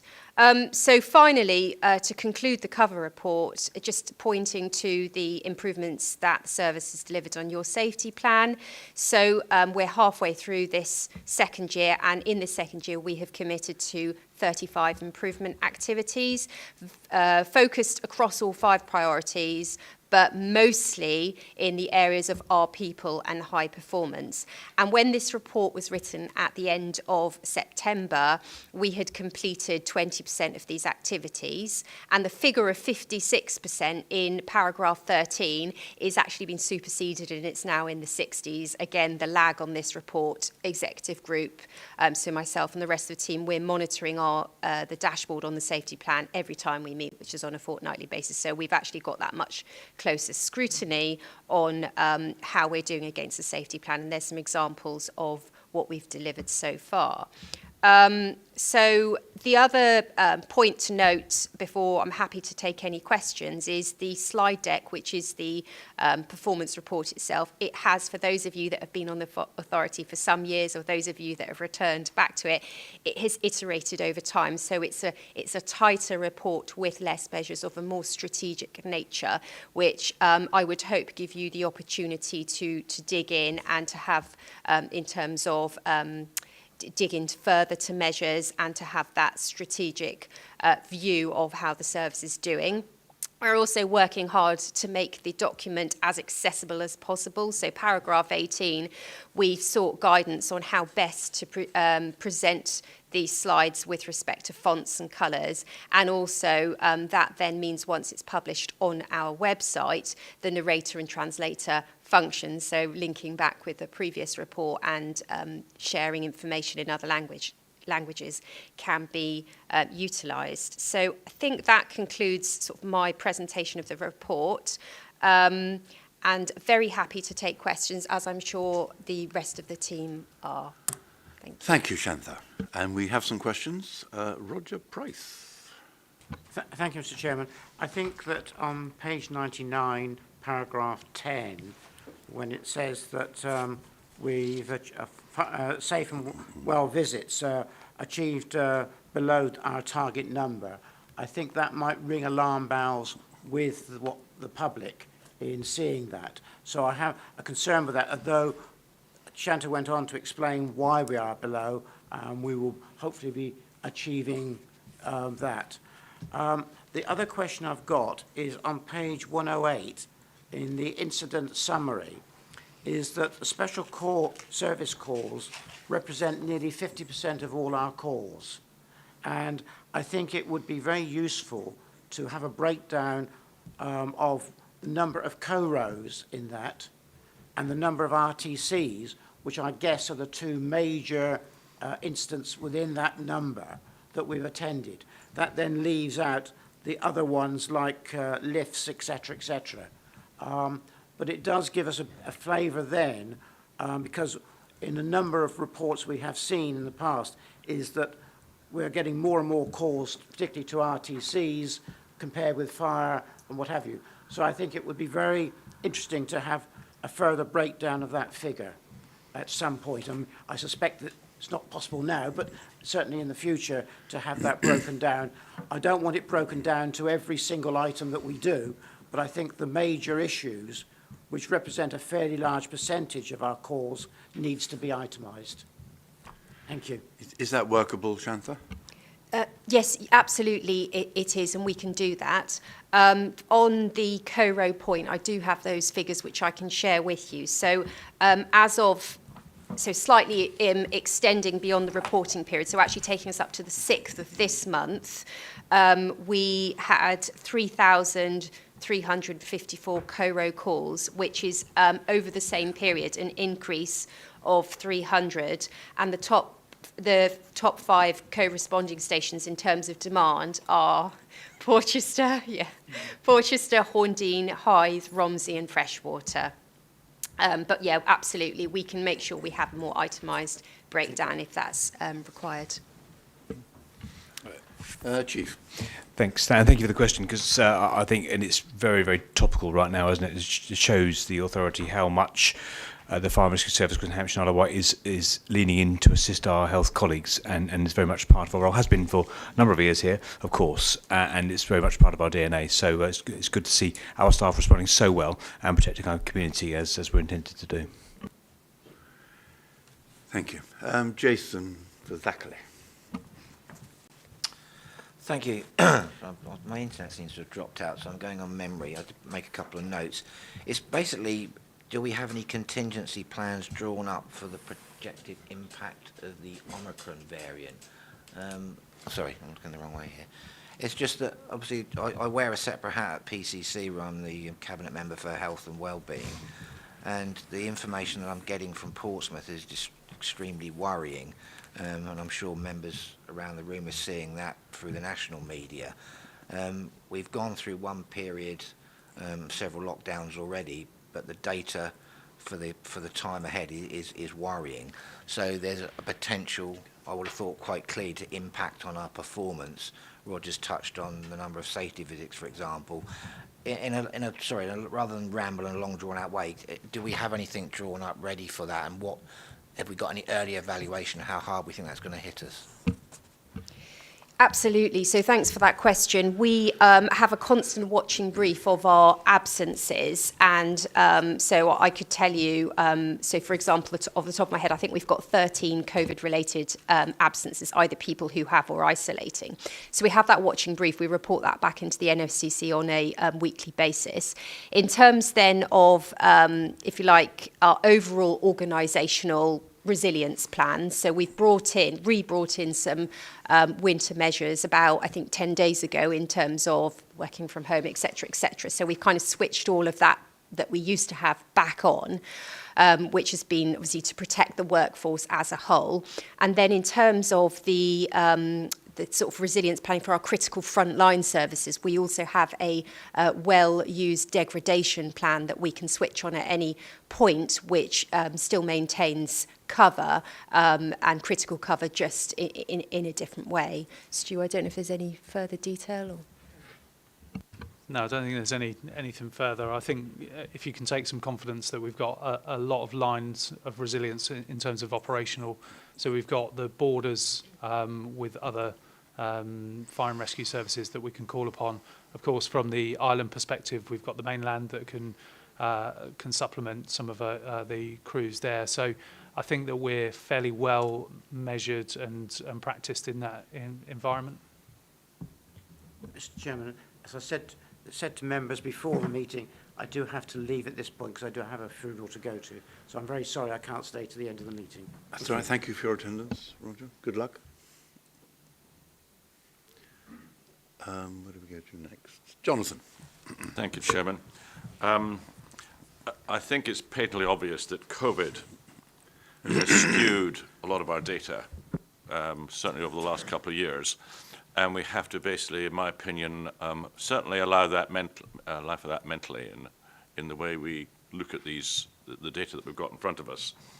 I look forward to the time that we become virus-free.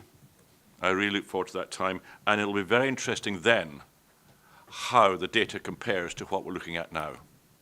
It'll be very interesting, and I look forward to that day.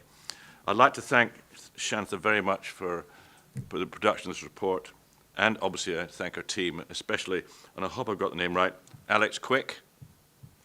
Thank you, Chairman. Liz Fairhurst, please. Yeah, it's just a comment, really, Chairman. I'd just like to say that I'm delighted to say that I think Jason is coming to the next Health and Wellbeing Board to present your community safety strategy to the board, which I think is really good news. Okay, thank you. Any more members? Gary Hughes. Thank you, Chair. Santha, I really enjoy reading the report, but it's a regional, it's a Hampshire county-wide report, and but there's no sort of regional bits in it. It's sort of like, how bad is it and haven't? How bad, in terms of where is the demand across the various aspects you deliver.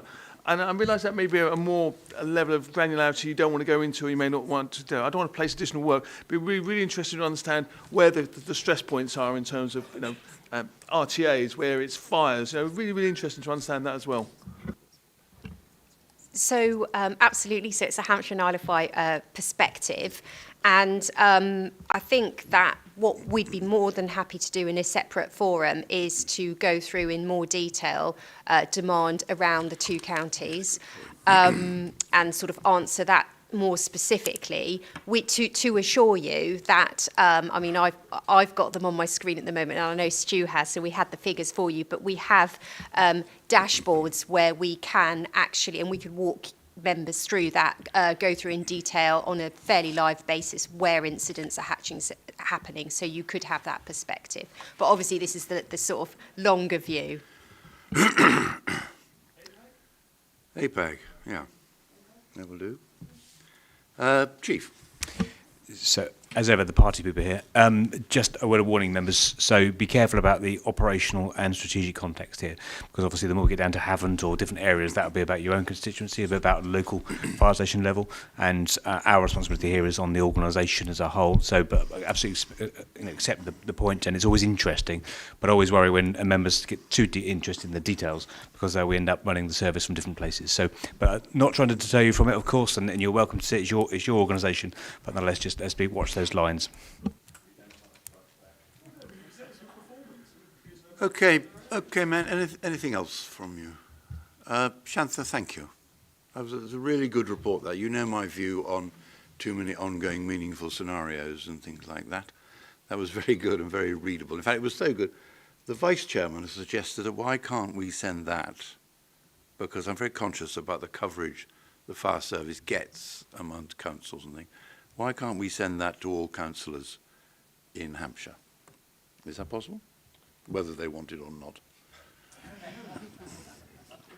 It's your report, Chairman, so... well, I think we should. I mean, it's beautifully put together. It's very easy to understand. Ian, do you disagree? I'd like to just mention that not just Hampshire, but the Isle of Wight. Oh, the Isle of Wight.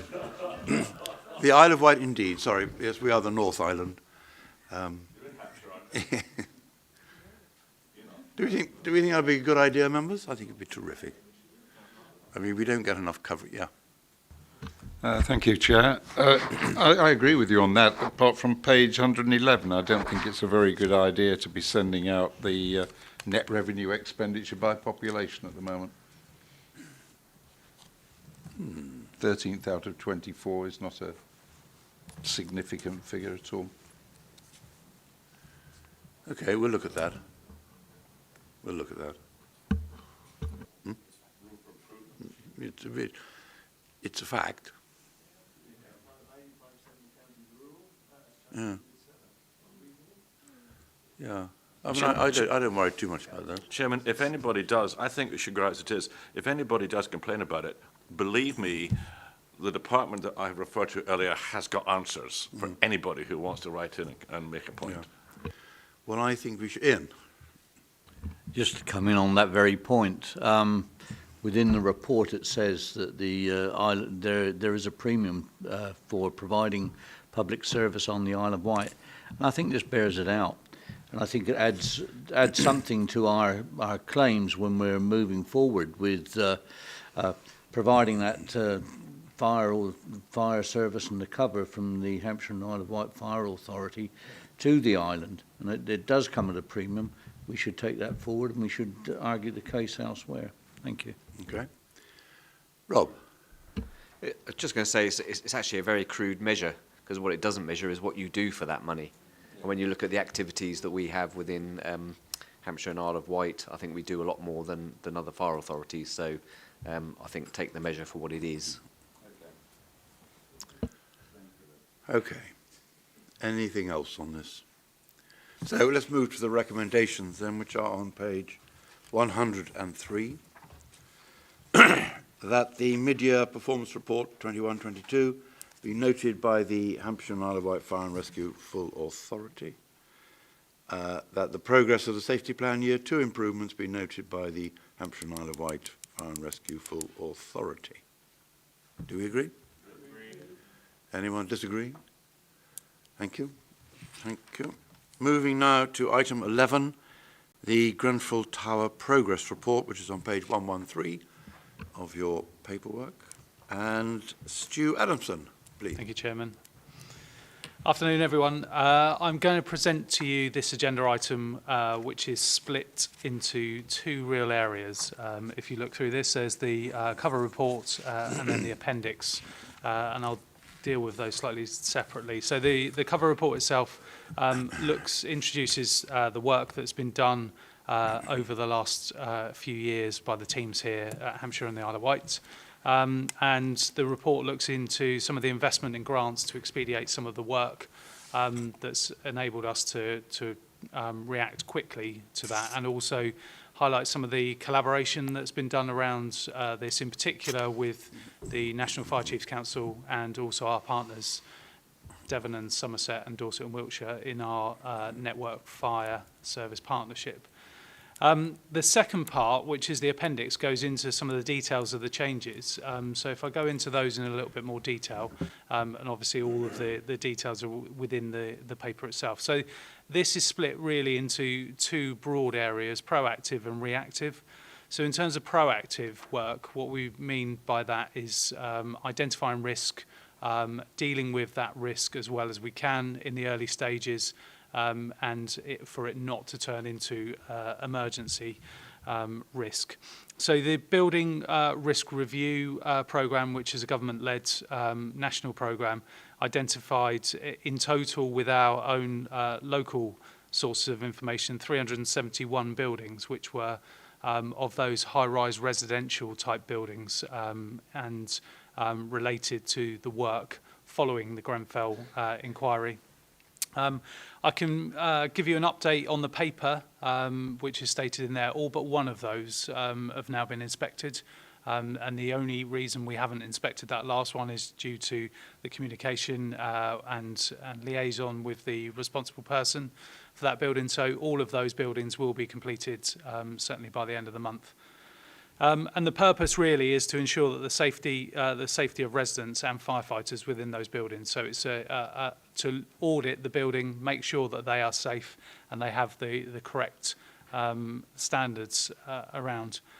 The risk analysis is done following that, so our firefighters get up-to-date risk information and are able to react to any of the issues within the building, but also with the people that reside within those buildings. And if we find any issues with the buildings, we use our enforcement powers as we would normally through our protection, fire safety work. We would use that, and that has happened. So that's the proactive work around the buildings themselves. The reactive work, which is around responding to an incident should one occur, there's a few aspects of improvement that we've made fairly recently.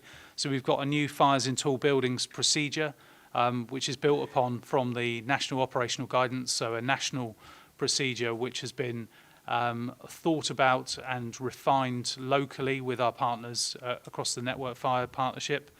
And that has resulted in a new procedure for our firefighters to be able to train to. Features within that and specific changes look at evacuation management and how we connect our control room with the incident ground to make sure that calls coming into our control room can be relayed and the information be relayed through to the people that are actually dealing with the fire.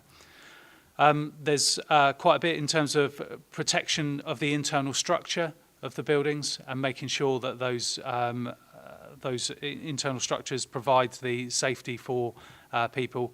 And also there's the provision of new equipment. So one of the members mentioned this morning, I forget who that was, but mentioned about smoke hoods.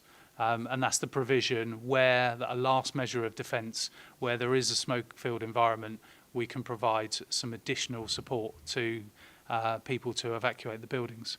And all of that has been pulled together through quite a robust training plan, which has been put in place, which the exercise that was mentioned this morning was the culmination of that training programme, was to test and give us the assurance that that training programme had worked.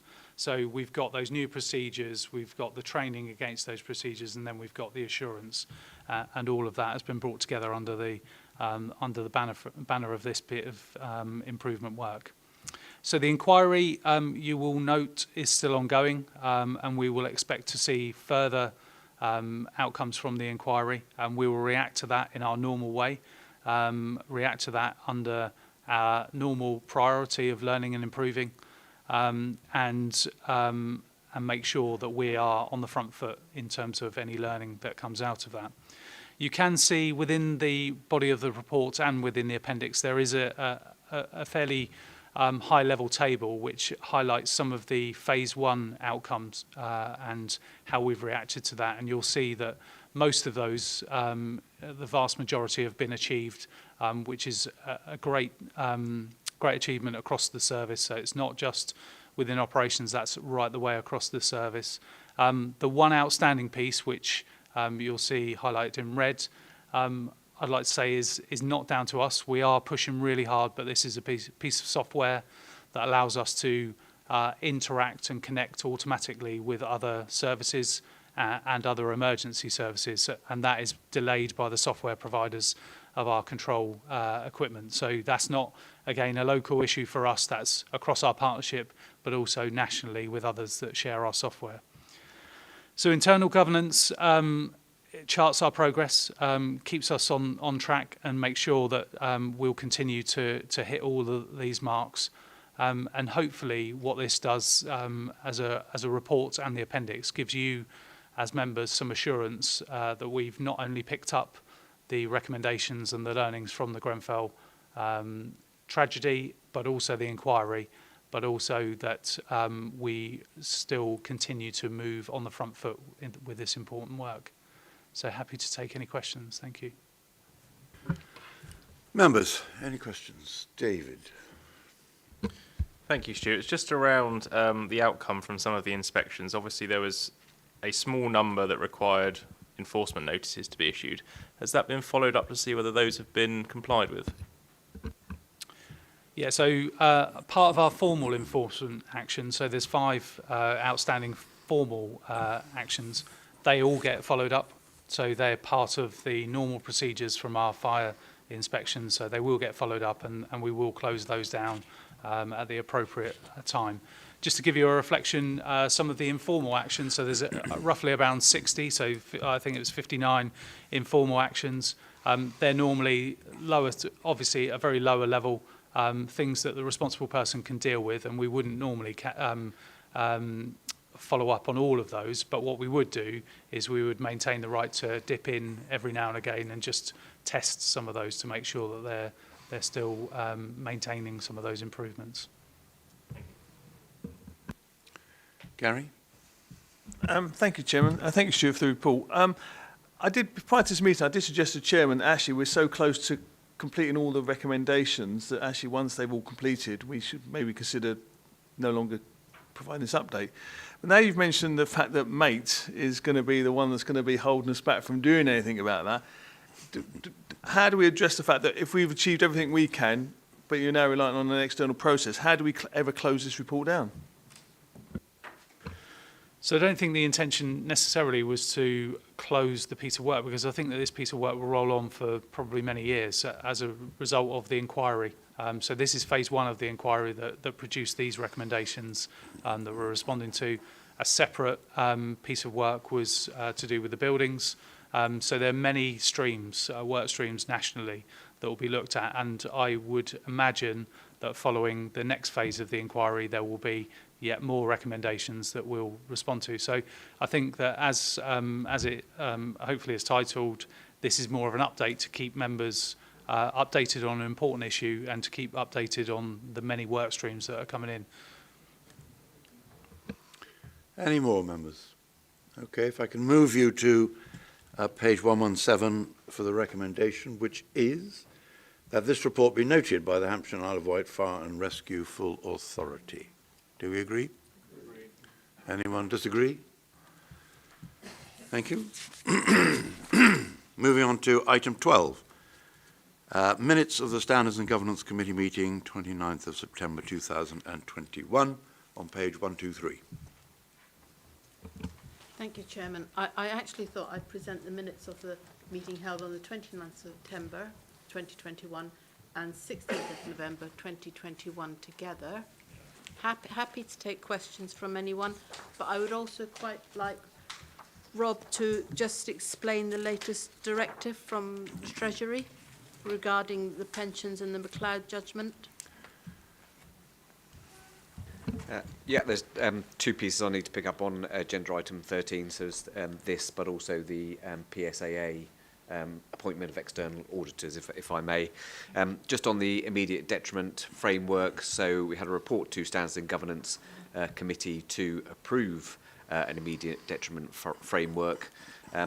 But essentially what's happened since then is that the guidance that we are relying on in order to process any immediate detriment claims has actually been withdrawn following Her Majesty HM Treasury advice that we have to wait for primary legislation before we can proceed with any further cases.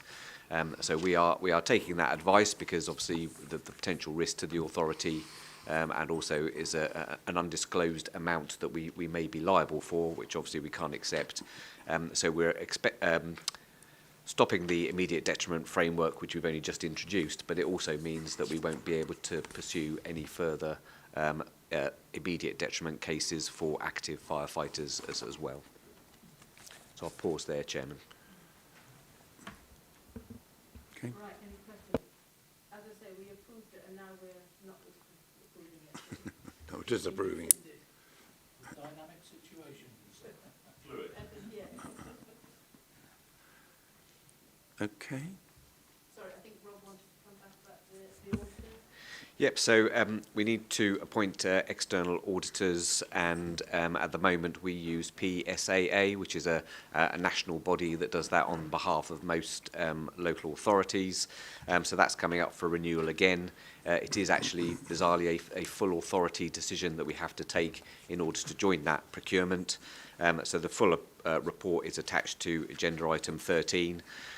Whilst we have put some options in there, which would be to pursue that procurement ourselves or jointly with partners, I think on balance, the risk would be that even if we were to get all authorities in Hampshire to join a procurement, obviously we've got to do the procurement ourselves and all the extra work that involves, but B, it could be that we're not big enough to attract some of the big firms or to benefit from the economies of scale that going with the national procurement would give us. And actually, I think when you look at how many authorities joined the national procurement, there are only 9 out of nearly 500 authorities that went out on their own. So I think it's probably better to be with the pack. So the recommendation to the authority is that we join PSAA again for that procurement. Okay, so is that it? So the recommendation is that the Standards and Governance Committee recommends to full authority that the Hampshire and Isle of Wight Fire and Rescue Authority adopts into the public sector audit appointments, PSAA, national scheme for the appointment of external auditors for the Hampshire and Isle of Wight Fire and Rescue Authority for the 5-year period from April 2023. Agreed? Anyone not agree? Good, thank you. I do apologise to you all. I have totally neglected your comfort levels. I mean, I have seen people crawling out in agony, but we are going to close the meeting in a minute, so you can have 3 or 4 minutes if you want a break. So, item 14. We now exclude the press and public and non-members. We are now closing the meeting to the public, as the following reports are of a confidential nature, and there is a requirement not to disclose information in the following reports. Information discussed, particularly in relation to external parties, is of a sensitive nature. Discussions, negotiation, propriety information of business, affairs, plans, intentions, technical information, designs, or trade secrets. So I move that the press and public be excluded from this meeting, as it is likely, in view of the nature of the business to be transacted or the nature of the proceedings, that if members of the public were present, there would be disclosure to them of exempt information within paragraph 3 of Part 1 of the Schedule 12A to the Local Government Act 1972, and further, that in all circumstances in the case, the public interest in maintaining the exemption outweighs the public interest in disclosing the information for the reasons set out in the report. Do we agree? What? I'll say it again in a minute. Where's Sparks? Okay, turn it